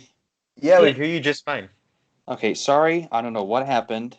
That's really annoying, but I'm here. No, that's fine. Keep going. So you were talking about Halloween 3 and the spirit of Halloween. Yeah, so basically that's I guess pinpoint why I love it so much. And counting the score, the villain, the wacky story, the darkness of it. It's just for me. I just love it. Um, so there's that. I'll just name 3 other movies. So actually did my top 4 on Twitter. So I guess my second favorite would be 1931's Frankenstein. Okay. James Whale directed. Boris Karloff, Colin Clive. Excellent film. It's a classic. It's gothic as fuck. I mean, if you guys want to watch a gothic movie, watch that one. It's the way they shot it. Just is so beautiful. It's just a beautiful gothic, scary film. I love it to death. I mean, today we've seen so much exposure to like Saw and like Eli Roth's fucked up ass. So like Frankenstein isn't as scary, unfortunately, as it would be back in the 30s. But I still think it's great. It's a great little time capsule of horror. Okay. It's just one of my all-time favorites. Next one would be probably Possum, which I'm so glad you guys watched because I watched it because of the poster, which is really freaky. And I had no idea it was going to be this excellent character study of this fucked up guy Yes. trying to get rid of a puppet. That's the whole plot. He's just trying to get rid of a puppet, but there's so much more to it. I love the subtle use of the puppet. It's so scary. And like when they use it subtly, it's just so freaky. Like when they move it slightly, it is the scariest shit ever. Yeah. Like what that scene where it's coming around the corner, it just gives me nightmares. The It's mirror incredible. part. It's incredible. The part where like the puppet looks around the corner. Oh yeah. I know what you're talking about. It's just like stalking him, but like he can't get away from it. I mean, I don't know if you guys want to jump into talking about that movie, because like I'm down. If we can. I'm just so glad you guys liked it. So let me hear your thoughts quickly on it. So, I mean, first of all, I thought when I first started it, I was like, what is going on? I had to turn on the subtitles because I couldn't understand the rhymes that he was saying at the beginning. I was like, let me back up and then turn the subtitles on so I could get what he was saying. But yeah, it's very creepy, very disturbing, up until you discover like what's actually happening. And it is a character study, but like here's the question though, guys. Is it a character study of one person or three characters? Because I feel like the movie like cheated a little bit towards the end where Maurice was like, yeah, you want my finger. I was like getting to that point, because I was like, okay, he was like abused by this guy. But then like I started thinking, like, so like here's my thing. Was Maurice was an actual person, yes. Yeah. But was Maurice actually alive when he went home? Because that house was just so like depleted and no upkeep. I mean, it looked abandoned. So, and like he was even like, Maurice, this place is disgusting. And I was like, why would somebody want to live in a place like this? Like, dishes are stacked up, like there's leaves and trash all over the place. And so I'm thinking, like, my thoughts are like, so he comes home to basically confront his childhood trauma, which was being abused by Maurice. But it's like, did Philip, like, did he? It's so complex because I'm still wondering if Maurice was actually alive in the film, or if he finally was like, I don't want this part of me anymore, and like he killed him, but he killed like a part of himself, because in the box there was that kid. So it's like, did Maurice actually kidnap this child, or did Philip kidnap him, but then he decided, no, I'm not going to be like Maurice and abuse children? Like, did Philip actually kidnap the kid, or did he imagine that like Maurice did it?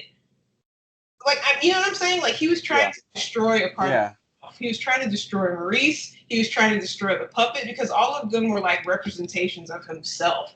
So I was like, I mean, it was a fantastic film. But I'm still, and I love still thinking about it.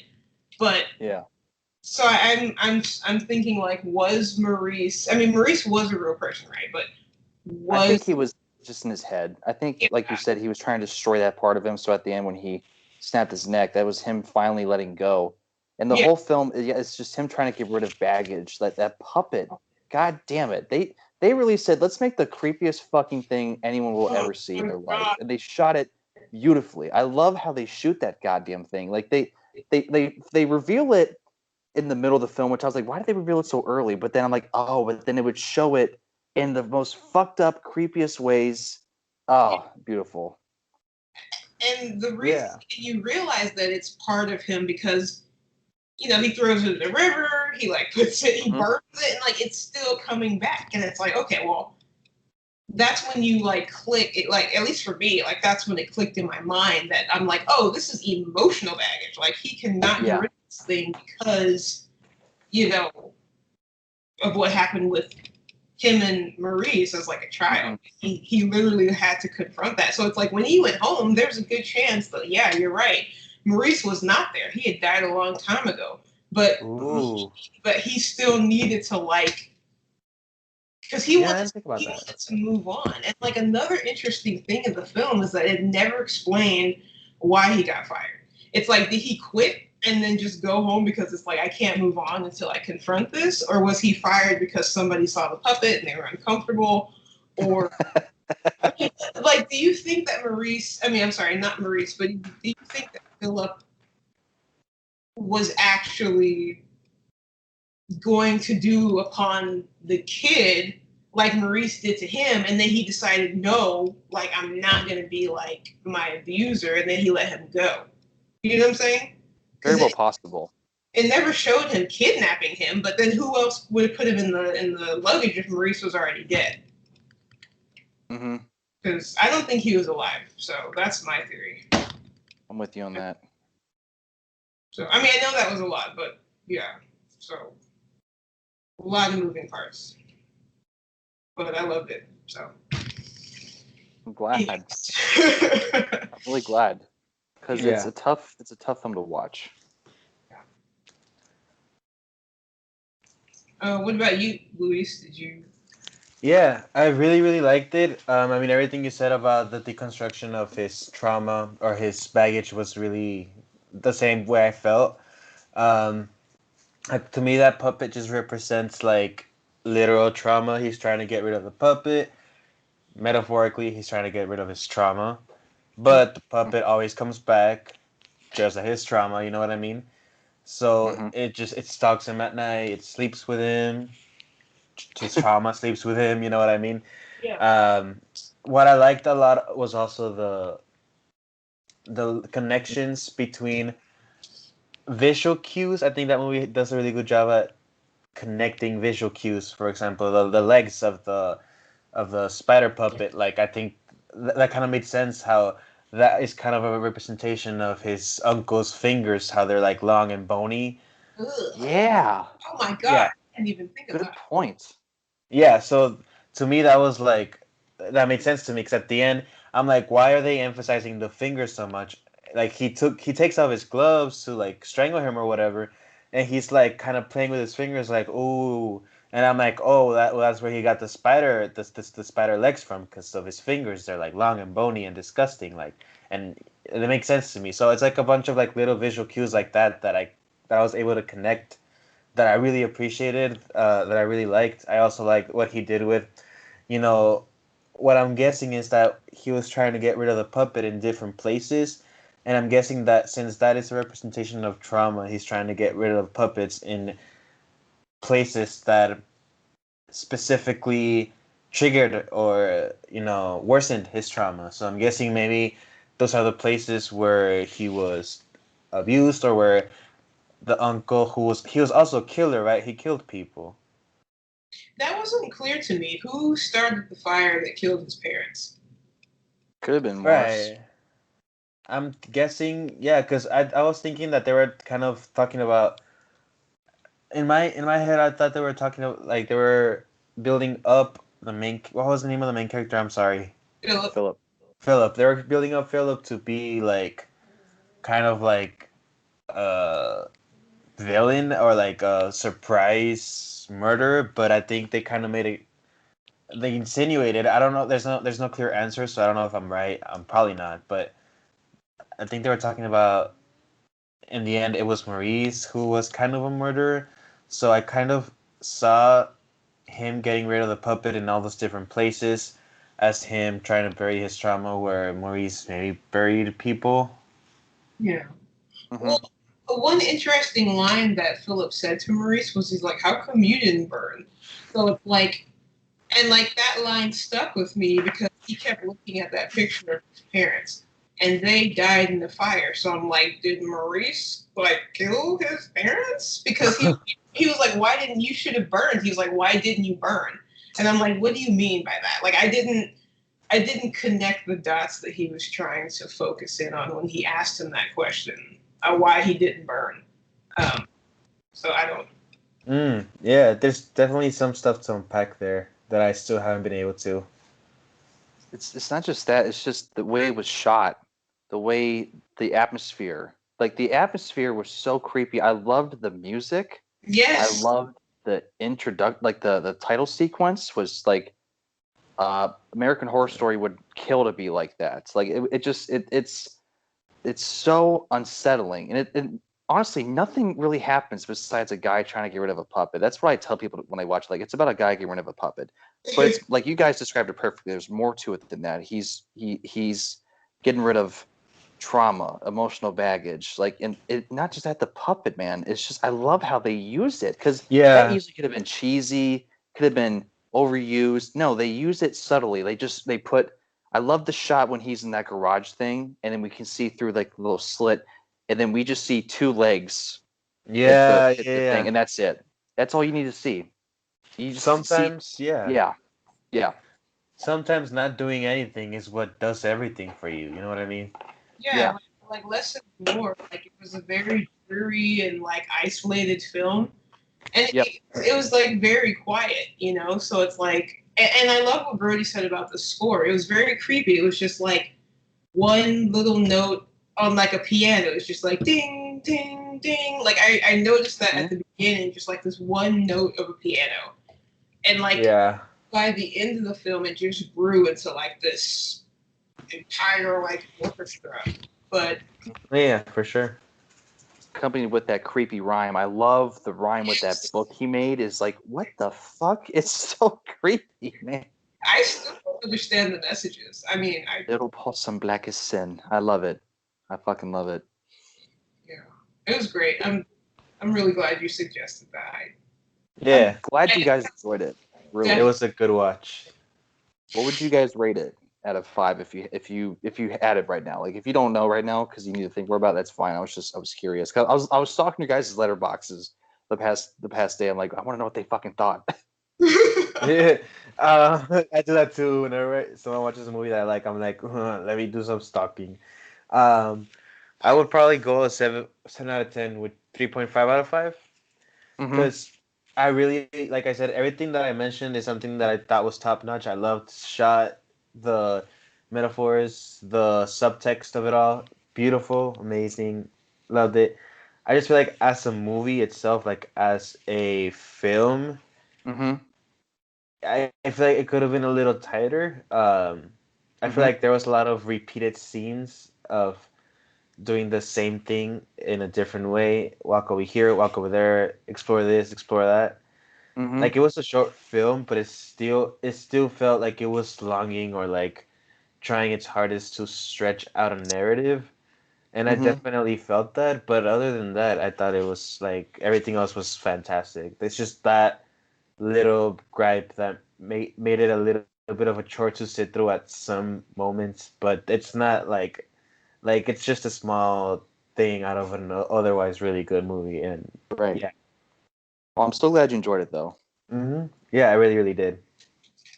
So I'm gonna go half above what Luis gave it and give it 4. I loved it. I actually want to watch it again because I'm very. I wouldn't say OCD, but like I need to understand. So it's like I think I'm going to like watch it again so I can catch even more. I didn't feel like the repeated scenes were overdone. I think it the opposite for me. I think it drove home the fact that this was emotional baggage, and he couldn't get rid of it. So it's like he went to the same spots, he tried to get rid of it, and the movie basically tells you that yes, you can to an extent, you know, find a place with your baggage, but like ultimately it's never going to go away. And so like I think that was the point of the film, and that's why you saw a lot of repeated shots. Because like I was even talking to him through the movie. I'm like, dude, just get rid of it. Like, and I'm like, dude, just get rid of it. Because he would sit there and like stare at it, and I'm like, you want to get rid of it? Just get rid of it. But once you realize that it's all in his head, it's hard to get rid of it to 100%. And so like even though he killed Maurice, like that is still going to be a part of him, whether or not Maurice was real or if it was just in his mind and he was like, no, So, yeah. Yeah. That's a good point. That made me think, like, yeah, like I didn't think of that, but it made me think about how you watch a movie like Chucky or Annabelle, and it's like it just seems so easy to get rid of a fucking puppet, but when you connect a puppet like that to something like an Yeah. actual mental illness, it really does drive the point like deeper. Like I like that. I just yeah, thank you. You guys really brought some things that I didn't even think about. So I'm just glad you guys enjoyed it. Yeah, I did. It's on. I got it on DVD. Unfortunately, the Blu-ray's Region 2, which regions are stupid. But I you can get the know. DVD. I got it for like $10. It's worth it. The director talks about it. There's commentary tracks. Definitely worth it. Um, Okay. Before we move on to the next person's top 5, I just had one more. But I'm glad you guys like Possum. Really, it made my night because I love that film to death. I would Oh, recommend thank that to the you. day I die. It's a great film. Well, It's a great film. thank you for recommending it.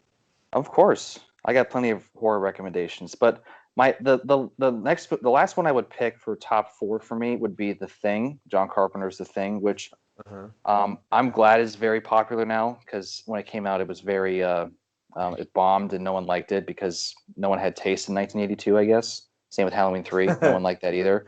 But The Thing, I would go as far and say The Thing is the greatest horror film ever made. Um, just beautifully shot. The effects are unbelievable. Those effects, Luis, have you seen The Thing?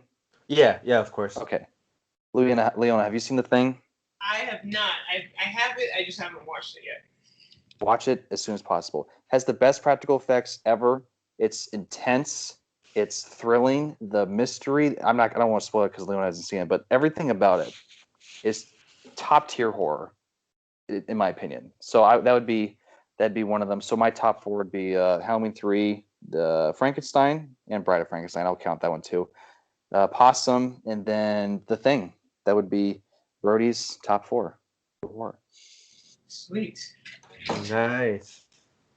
Uh, Beautiful list. Thank you. Thank you. for sure. I mean, as far as like my top 4, I mean, I don't think I can really form that right now because I just haven't. I don't feel like I've seen enough to be like these are my absolute favorites. Yeah. So I feel like I do need to dive deep into a lot of y'all's recommendations so I can get a list like that. But right now, Possum is definitely on the list because it was really good. And So glad to hear that. I think that the reason it's good is because again it falls in line with what I like, which is psychological horror. Because this was definitely psychological. It is. I mean, I don't think that could be argued, especially once you realize what's going on with him. Yeah. So yeah, Possum's great. I love It Comes at Night. It's another good one. And then, of course, film. the first Scream. So Yes, taste. so Leona yeah, has taste. I do have a lot to catch up on, but I will maybe on the next podcast I can tell you guys like what my top 5 are once I get some more under my belt. So. That will happen, and I'm very excited. I'm so excited for you. Like knowing that someone's gonna discover something that I love. It's like makes me really excited for that person. Yeah, she gets to see some of the best movies ever made for the first time, and I'm extremely jealous. Like whenever you see The too. Thing, when you get to see The Thing, I would love to just see a live stream reaction of your like reactions to the entire because like that shit is so insane that it's just I love showing it to people for the first time because they just don't know what's going on. Like they don't know what's gonna happen, and when shit happens, they're just like completely just dumbfounded. It's so awesome to witness. So I would love just if you do watch The Thing, just do us a favor and live stream it on Twitter so we could watch you react. Yes. I will try. We will be stalking it at a different level. So, do you think that movies like Prometheus or Alien would sort of ruin The Thing for me? Because I have seen at least the first Alien, and I have seen Prometheus. I don't think so. Okay. It's I guess in similarities with like what would you say, like you're stuck in a single environment kind of horror. Yeah, They have claustrophobic horror. similarities, but in terms of the creature, they're not the same at all. Yeah. They're quite different. Because Alien gave me some serious anxiety. I was like, Oh, yeah. Alien is great. I only like the first one. I don't like the other ones, honestly. I just like the first one. Oh, I love Aliens too. Come on. Oh, the James Cameron one. Oh yeah. Yeah. I like the first one. Oh no. I gotta see Alien 3 because I like Fincher. I want to watch all his films. I haven't seen it. I heard he hates it. I do want to see it though because I'm curious to see why he hates it. Wait, so you don't like Aliens? It's not that I don't like it. I do not like action horror films. I'm not a fan of them. Okay. It's just, to me, action and horror are just two completely different genres. And unless it's done well, I can't really think of one that's done well. I guess Phantasm 3, I guess, which is really random. They just don't fit well. It's kind of like just two different things. It just doesn't, I guess it just doesn't work for me. I can't explain as much as that. You know what? I yeah. agree, but I don't know. I think Aliens is just amazing. I think that's like an exception for me because I feel the same way. Action and horror is just like not my thing. But yeah, I mean, Aliens works really well for me. I love that movie. But I'm yeah. glad. I wish it did for me. Just unfortunately, I can't get into it, man. I just can't. That's fair. All right, so for me, well, my favorite is Scream, but I already talked about that and why I love it. So I'm just gonna pretend I have a fresh 5. So, Okay. Halloween, 1978, the original John Carpenter. I absolutely adore that movie. Phenomenal. It's just so simple, and it really encaptures what I said earlier about sometimes the best horror is just simple. And I have fun with the Halloween franchise. I like the sequels. They're like my guilty pleasure or whatever. But they really fucked over the theme of the first film, which is like, it's just evil personified in a human being. Like it's not even a real human. It's just the representation, you know, how do you say, the physical representation of the concept of evil. He's not necessarily a deranged child. He's not necessarily a child with trauma. He is just evil. He, He's just plain he's evil. just Willingness to evil. speech says it all. Exactly. It's just his eyes are rooted in evil, and it's just such a simple, to the point, rooted horror film about a girl who was just in the wrong place at the wrong time, I guess, and she's babysitting these kids during Halloween, and there's this like figure stalking her and wanting to kill her for no reason, just because he is, like I said, evil, and that it terrifies the shit out of me because that makes the horror real for you. You know, I think to myself every day, I'm like, I don't have beef with anyone. I'm a very nice person. No one's gonna come and stab me because I did this or did that. I am overall like easy to get along with. And then a movie like Halloween makes me think, oh, but hold the fuck on. There's people in this world who will just do things to you just because, and it just really makes something so, like, I guess scary into a real thing, and that's why I love Halloween. And it's so tense. Like that chase scene at the end with Laurie Strode being chased through the neighborhood, where oh my god, that scene gives me so much anxiety. I know what happens, and every single time it still gets me when she's in the laundry room, and Michael Myers is already inside the fucking laundry room, and she still has to break that door and unhook the hose and open it from the outside. I'm like, how is she gonna do that in 5 seconds that it takes him to get from one side of the laundry room to the other? And it's like, that's like just little moments like that that really fuck me over. Next movie is Evil Dead 2. I kind of wanted to like go with different genres. These aren't necessarily my top five, but I wanted to have like a little bit of variety. So Evil Dead Oh, 2 yeah. is a masterpiece. Similar how you were talking about the practical effects with The Thing, I Mhm. think the practical effects in Evil Dead 2 are like the best I've ever seen. They're like absolutely incredible. It kind of took what the first Evil Dead did with its own unique kind of style. Evil Dead was kind of like one of the first films to sort of experiment with like horror and comedy and Yeah. like cheese, the cheese factor that you see a lot nowadays. And I feel like a movie like that inspires movies nowadays too. And I guess Evil Dead 2 just kind of took that concept that Evil Dead kind of got halfway there and just went balls to the wall with it and just knew what it was from the beginning. And they were like, we know what we're doing. We know how cheesy and super like balls to the wall this is. And they stuck with it and they stuck the landing. Like the fucking chainsaw scene, it's hilarious. Like it makes me laugh so hard when I watch it. Like belly laugh actually, not just like a chuckle. Like I actually burst out laughing and I have to pause the damn movie every time I watch it because I just have to recover. And the practical effects are amazing. It's scary at the right times. It's just the epitome of fun. Like when I think of slasher films, I think of fun, like a roller coaster.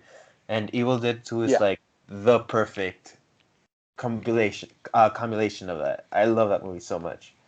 Um, and then I have Hereditary, which was the first movie in a very long time that genuinely scared me. I mean, that I can't. I remember exactly the theater. Like when I think of movies, I don't think of particularly what the theater was doing at the time, like the people in the theater.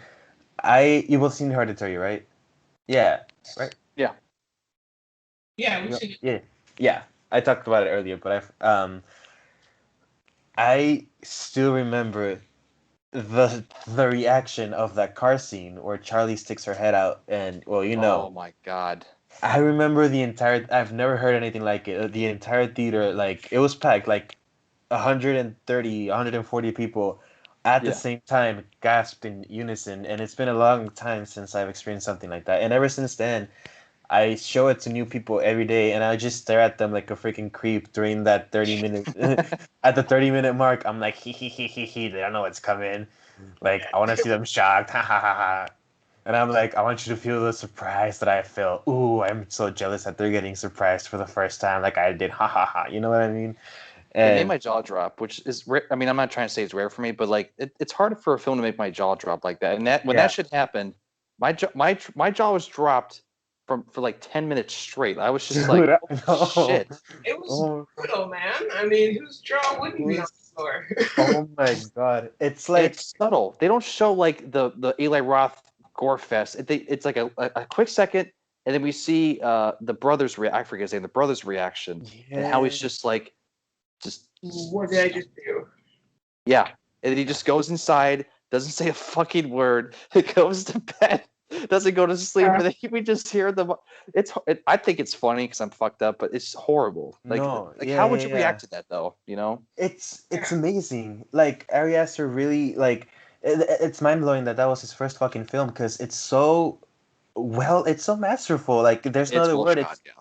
It's like the pacing, the time, the you know the timing. It's so good, and when you get to that part, and you're driving, and you think he's gonna make it to the hospital, and the rest of the movie is gonna be about his sister plotting revenge because he almost killed her, or whatever, and fu- she gets beheaded like in the middle of the street, and just the turn of events afterward, him in the car wanting to look back but not wanting to look back because deep down he knows that he just killed his sister, and you as an audience member feeling that same shock like if you were in the car with him, and it's just amazing. And then him going Mm-hmm. home, and that fixed angle on his face as his mom wakes up and she's like, I'm gonna go to the store, and then you just hear like this scream that is like worse than death, like somewhere in the house, and then finally he shows you the head Yeah.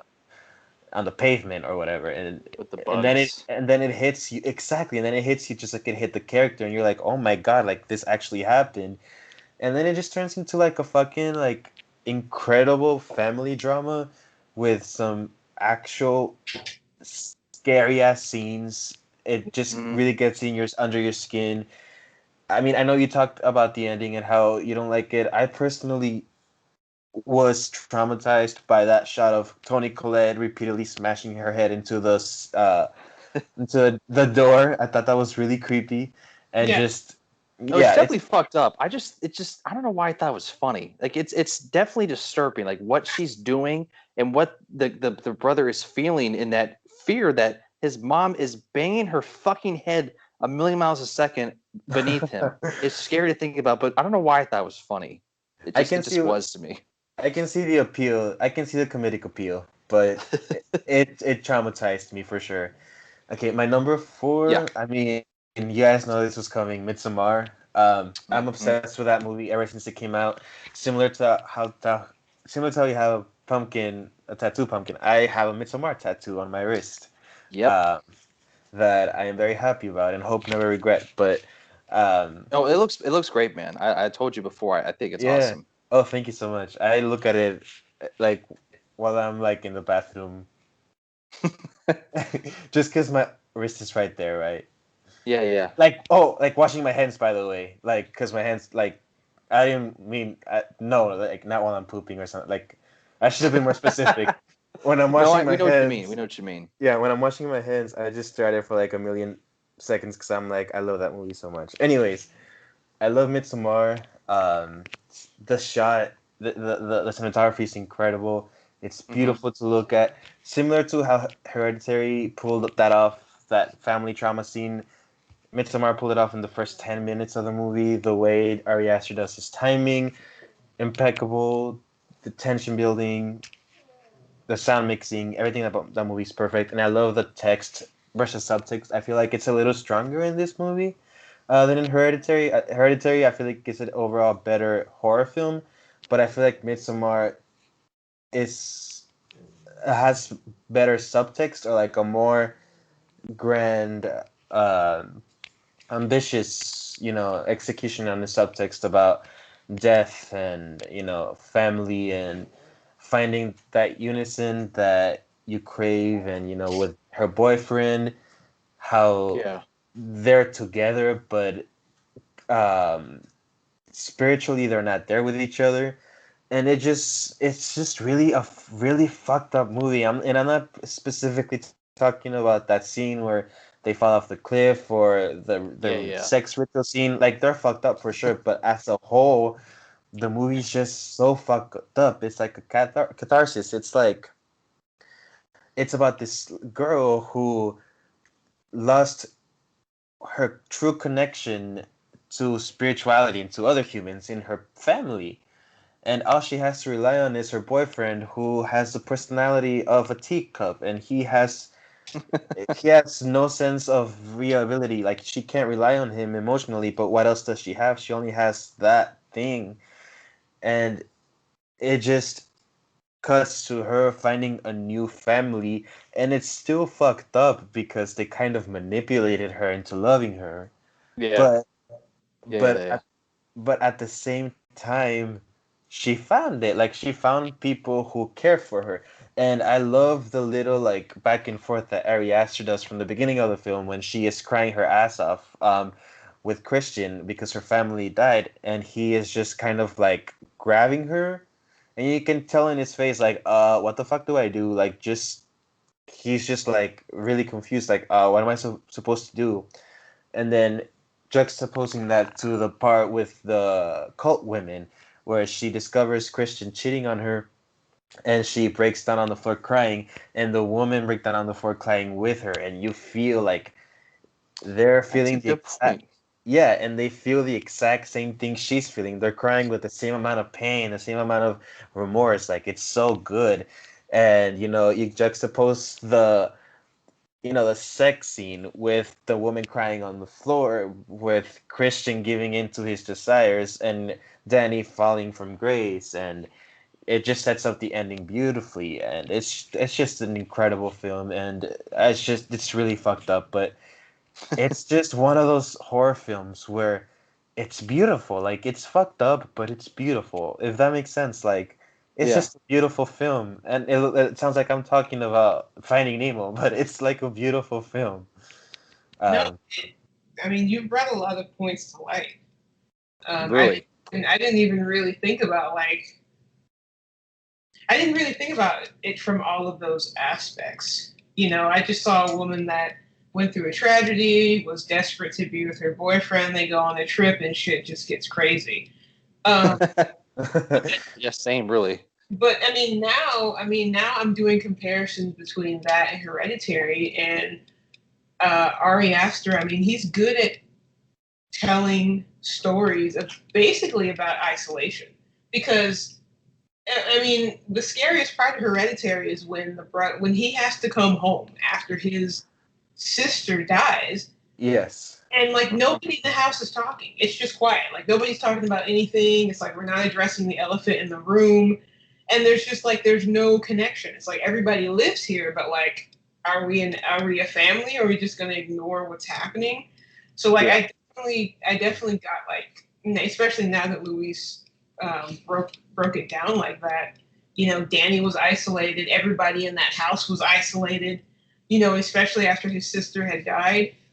Um, but I mean, I think that is scary. I think it's scary. It's just like, I don't mean to bring another movie into this, but it's just like in It Chapter 1, where Bill, Yeah. like, I'd rather go into this haunted house than go into my house where nobody's addressing the fact that my brother's dead. Oh, that was a good line. Yeah. Yeah. You know, like, I don't want to go into my own house because it's scarier than like going into a house with a psychotic clown monster that can kill us, you know? Mm-hmm. And like, Yeah. so I mean, it just, and like, I really felt that because sometimes, I mean, like, you don't want to go home because the silence is like just as deadly as anything else. So, Yeah, that's an Mhm. excellent comparison. but yeah, so I mean, I sort of like, you know, brought those two things together and I was like, oh, I didn't Yeah. even see that connection. What's Um, great about horror, because Yeah. the shit in Hereditary, Midsommar, and Halloween 3, and possibly like the horror we see on screen is scary, but really when you look behind the story and the subtext and the meanings, that's also horrifying. Like in Possum, yes, he has this creepy puppet. Why does he have this? Like, what's he trying to do with it? He's trying to get rid of it, but in reality, he's trying to get rid of emotional baggage. That's the horror of the story, not the fucking puppet. Even though it's creepy, Yeah. it's what he's doing with his mind. That's what's scary. Like like Midsummer, I didn't even think about that, honestly, Louise. So you brought up some good points with that. The horror is not what we're seeing on screen with the cult doing some fucked up shit. It's what's going on behind the curtain. That's what's scary. Yeah. And that's what's great about horror. It's not just what we see, it's what we perceive in the story too. Yeah. Text, subtext. Yeah, exactly. I love it. I love it. So good. Y'all are making me so happy because, like, this discussion is really enriching. I feel like I'm gonna grow 10 brain cells after this. I already grown 20, so thanks. yeah, I'm about 15, so Just one-upping each other on the brain scale count. The brain cell count. But yeah, I mean, I love Midsommar so much. I could talk about that all day. It's like a beautiful film, Hmm. but it's also fucked up for everyone involved, right? Like for it's just horrible for everyone involved. And you want to feel bad because this girl didn't ask for her parents to die. She didn't ask for her Yeah. sister to die. She didn't ask for her boyfriend to be a dick. She didn't ask to be part of a Swedish cult that kills people at 72 years old and does ritualistic things. And you feel bad, but also she found like a sense of family that she's never had before and a sense of unity. And you Yeah. want to continue feeling bad, and you still feel bad, but you're also like, that's so fucked up that she found something so beautiful and something so disguised. You know what I mean? Hmm. And it's just like a movie that really makes you think. And then my last one would probably be The Birds. I love that movie. Most people would say Psycho is the best Hitchcock, which I understand. I love Psycho, but my favorite Hmm. is The Birds. I love the atmosphere in that movie. I love, how it starts off small about a woman delivering some birds and they kind of go rogue and try to kill her. And you're just like, what the fuck is going on? And then I think the transition from small scale to big scale is immaculate in that film. It feels like an intimate horror film about this girl and this woman and two birds who, for some reason, want to kill her. And they're just little cute little birds, like canary birds that sing. And you're like, how much of a threat could this be? But then once you realize the scale of all fucking birds have gone rogue for whatever reason, and you see crows like attacking the city and this and that, and it's like it's so good. I love that movie so much. And it's well made. Like you're thinking, how the fuck did he manage to do this? Like, Yeah, it's incredible. Especially But in that time 60s, right? period. Yeah, the 60s. Like that.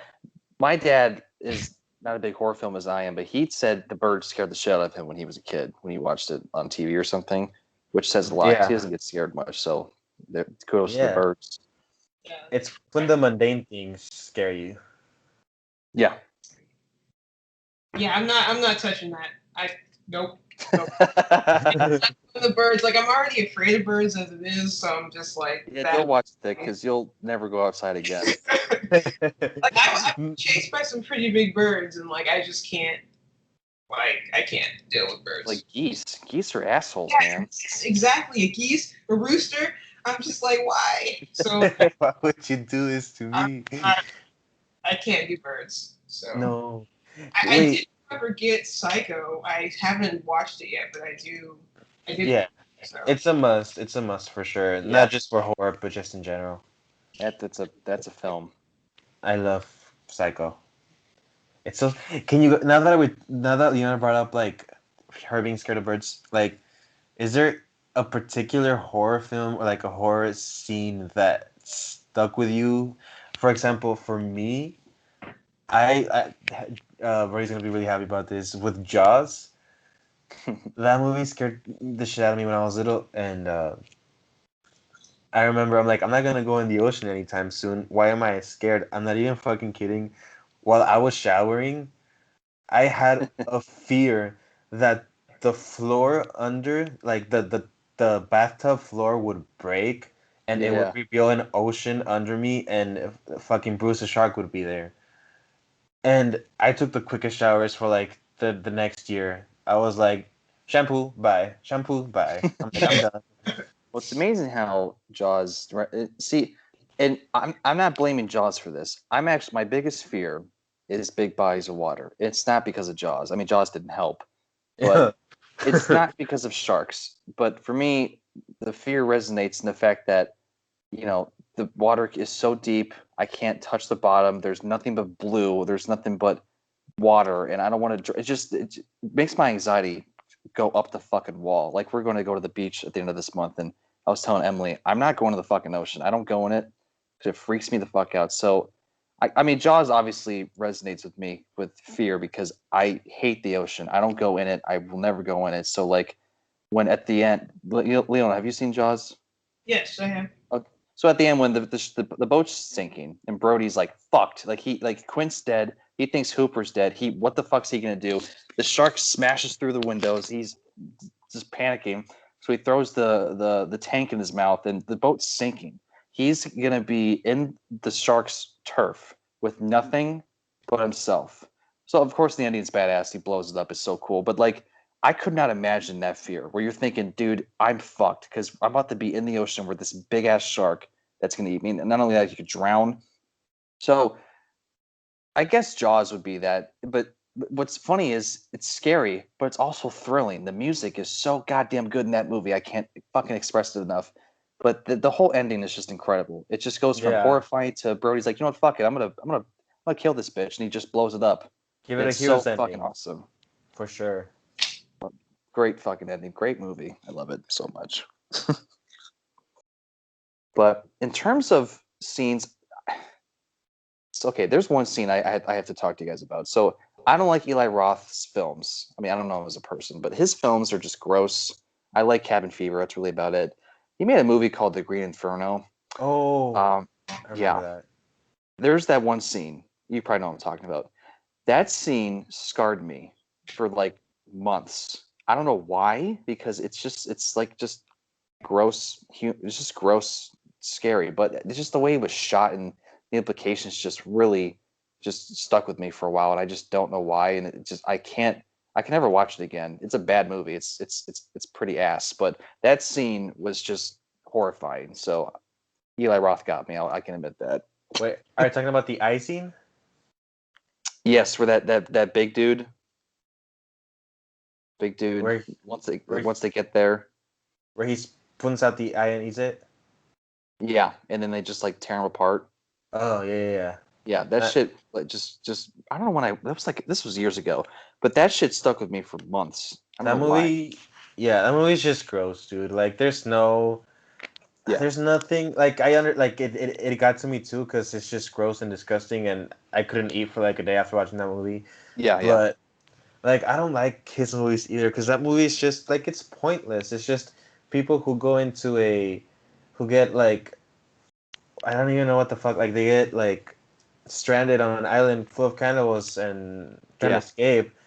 And it's just gross, like, and I'm not saying horror movies have to have, like, something more than just, like, a basic, like, Halloween is basic. It doesn't have anything particularly, but it's just gross. Like, it doesn't justify its existence. I just don't like it. No, I don't like it. Well, like gore in films and horror films I have a strange relationship with them. Like Halloween 3 is my favorite film. It has gore in it. You know the gore. It's really weird and gross and just bizarre, but it fits the tone. It's earned because of the story itself. But Eli Roth just likes this just to do gross things, just to gross people out, and I just don't like that.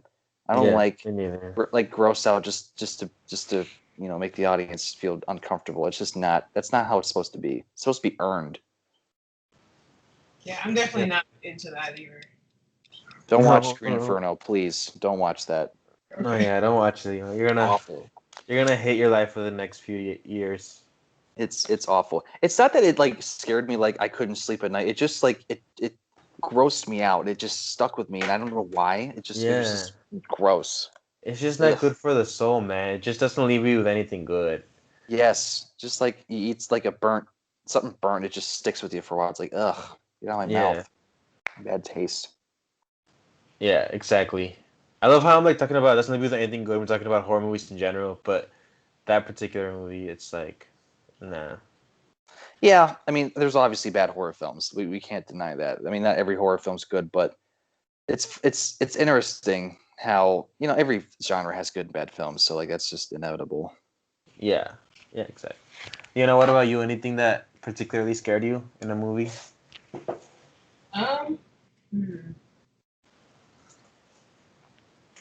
I mean, the only scene in the movie that really stuck with me, and not because it was scary, it was just intense.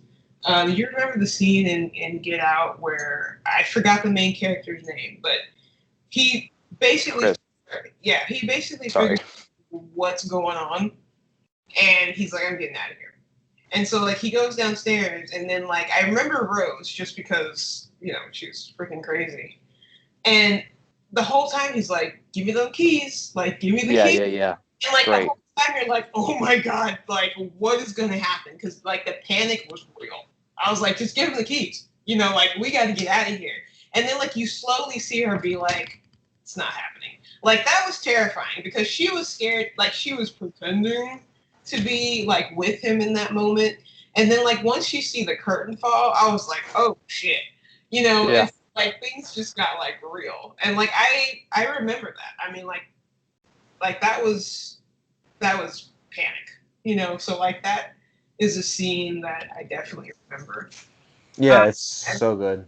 As far as so intense, scary, I haven't come across something that's been too disturbing.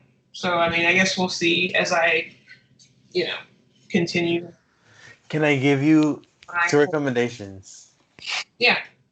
Okay, so I'm talking just about the scare factor, the holy fucking shit, what's going on factor. 2 movies have scared me so bad, and to this day, there was a part of me that I'm like, maybe because I was young, but no, like to this day, I can't watch some of those sequences. One is Insidious. Have you seen Insidious? No. Okay. I know what you're talking about. Watch it that movie has Great. some creepy ass imagery. The Great, story great is movie. it's a great movie. It like there's some sequences in that James Wan what he does in that movie is he definitely goes for some jump scares, I'm not gonna lie, but those jump scares he's gonna show you things that will stick with you. He's Yeah. not going with the psychological, oh, if I just do this with a loud noise, they will react. Like he actually cares about presenting a genuinely horrifying image when he scares you. And then sometimes he just does scares where you look into a room and there's something in the corner. And you know, any person can make a movie where there's something in the corner, but the design of what that thing in the corner is and the Yeah. music, it's just a really scary movie. I recommend it if you want to get scared. Maybe it won't scare you, but I tried. Um, and another one is Sinister. The ending, Oh my God. the ending Yes. falls apart a little bit for me, but that movie has some really disturbing footage, and a lot of it is presented in Music. a lot of it is presented in Oh, Super 8. And I'm telling you, when you watch these tapes, it feels like you're watching something that you shouldn't be watching. Like when you're watching that movie, you literally turn around and you're like, should I be watching this? Because it feels so real. And you yeah. feel like it just really gets under your skin, and it has some really, really creepy stuff in there. Louise, that one scene, I'm not going to say anything more, but that one scene, I was warned about it before I saw it in theaters. And it still fucking scared the ever living shit out of me. That one scene was, oh my fucking, yeah, he's not wrong. Wait, I'm Those gonna two say are one right. word. Okay. Does it have to do with grass? Yes, that scene. I was warned about it. Oh I mean, they my didn't tell god, me what yeah. happened, but they were like, watch out for this. And I was like, okay. Then when it came on, Yeah, yeah. I remember I was on a date with, I forget who it was. This was what, 2010 or something? And my 2012. date was fucking horrified and she wanted to leave. I'm like, I'm fucking finishing this. But no, that's a great film. That did scare me shitless. So yeah, Yeah. I agree with those recommendations. Okay, so Sinister and Insidious. And let me know what you think. Okay, so any other comments, questions you guys have before we wrap this up? Can I share one more story real quick about being Yeah, yeah, scared? yeah. I know I shared this with you guys. I No, no, love no, telling go this ahead. story because the story cracks me up because it's a great example of going into a movie blind. I already told you guys this story, but I was in 8th grade. A few friends came up to me. They're like, "Hey, man, let's go see this movie tonight. It's called Paranormal Activity." I said, "Okay." I didn't see a trailer. I didn't see a poster. I didn't know what it was about. I just knew the title. I had no idea. I had zero clue, nothing. I went in there as blind as you can be, just completely blind. And it scared the shit out of me because I thought it was real. The way it was shot, the slow buildup, Mm. the realism, it got to me. It really did. It really freaked me the fuck out. And what's funny was one of my friends left their phones in the theater, and no one would go in and get it because we were all fucking horrified. So I went back in the theater. We just saw this scary ass movie, and to go find this guy's phone in the pitch blackness with no one in there, and man, was I freaking the fuck out. But no, I watched it. I watched it last year, I think, and I still think it's great. I think it's Yeah. the first. It's phenomenal. It's really well done. It's so unsettling. It's kind of like Blair Witch, but I like Blair Witch a little more. But Paranormal Activity is great. It really did scare me because I went in there with complete blind, just completely blind. Yeah, it's scary. The first Paranormal Activity is scary. Yeah, it's great. I fucking love it. I love it too. I love it. It's so good. It just feels real. But Yeah. the pacing in that movie is immaculate. I think it's actually really terrifying. And I think Well, I love how they build it up, though. yeah, exactly. I feel like the reputation has been tarnished due to the sequels, but I think when Yeah. you look back at just the first movie, like it's really freaking good. Mm-hmm. No, it is. It gets more and more insane, and I love how it slowly reveals what's going on. Like the first couple nights, nothing happens, but it's building atmosphere, which is great. Is it could have easily been a jump scare fest with no noise and then a loud bang, but it builds its way up because at night they don't have a fan or anything, so it's just silent. So it Yeah, makes sense why we're hearing these noises because it's supposed to be a quiet time. It's not just the film being quiet for the sake of a jump scare. Yeah, it's not. They're not gonna have any noise. Like they're not gonna play rap music while they're sleeping. Why do they have the door open? Who the fuck sleeps with the door open like Oh, that? dude, I What's can't. wrong with you? That shit gives me What is so much wrong with you? anxiety. Yeah, I Like, can't. it points out the dark hallway. Like, what are you doing? What the No. fuck's wrong with you? If I sleep with the door open, I won't go to sleep. It has to be closed. Like No. literally, I can't. Because I you wake can't. up, you think you see a face. Dude, honestly, like when you're sleeping and you wake up and you're like your mind is halfway there, your mind will make that. My mind will turn Yeah. my computer screen or like my coat into like the most horrifying monster that's ever lived, and it'll make Yep. sense in my head. I'm like, oh, there's somebody in there. Yeah.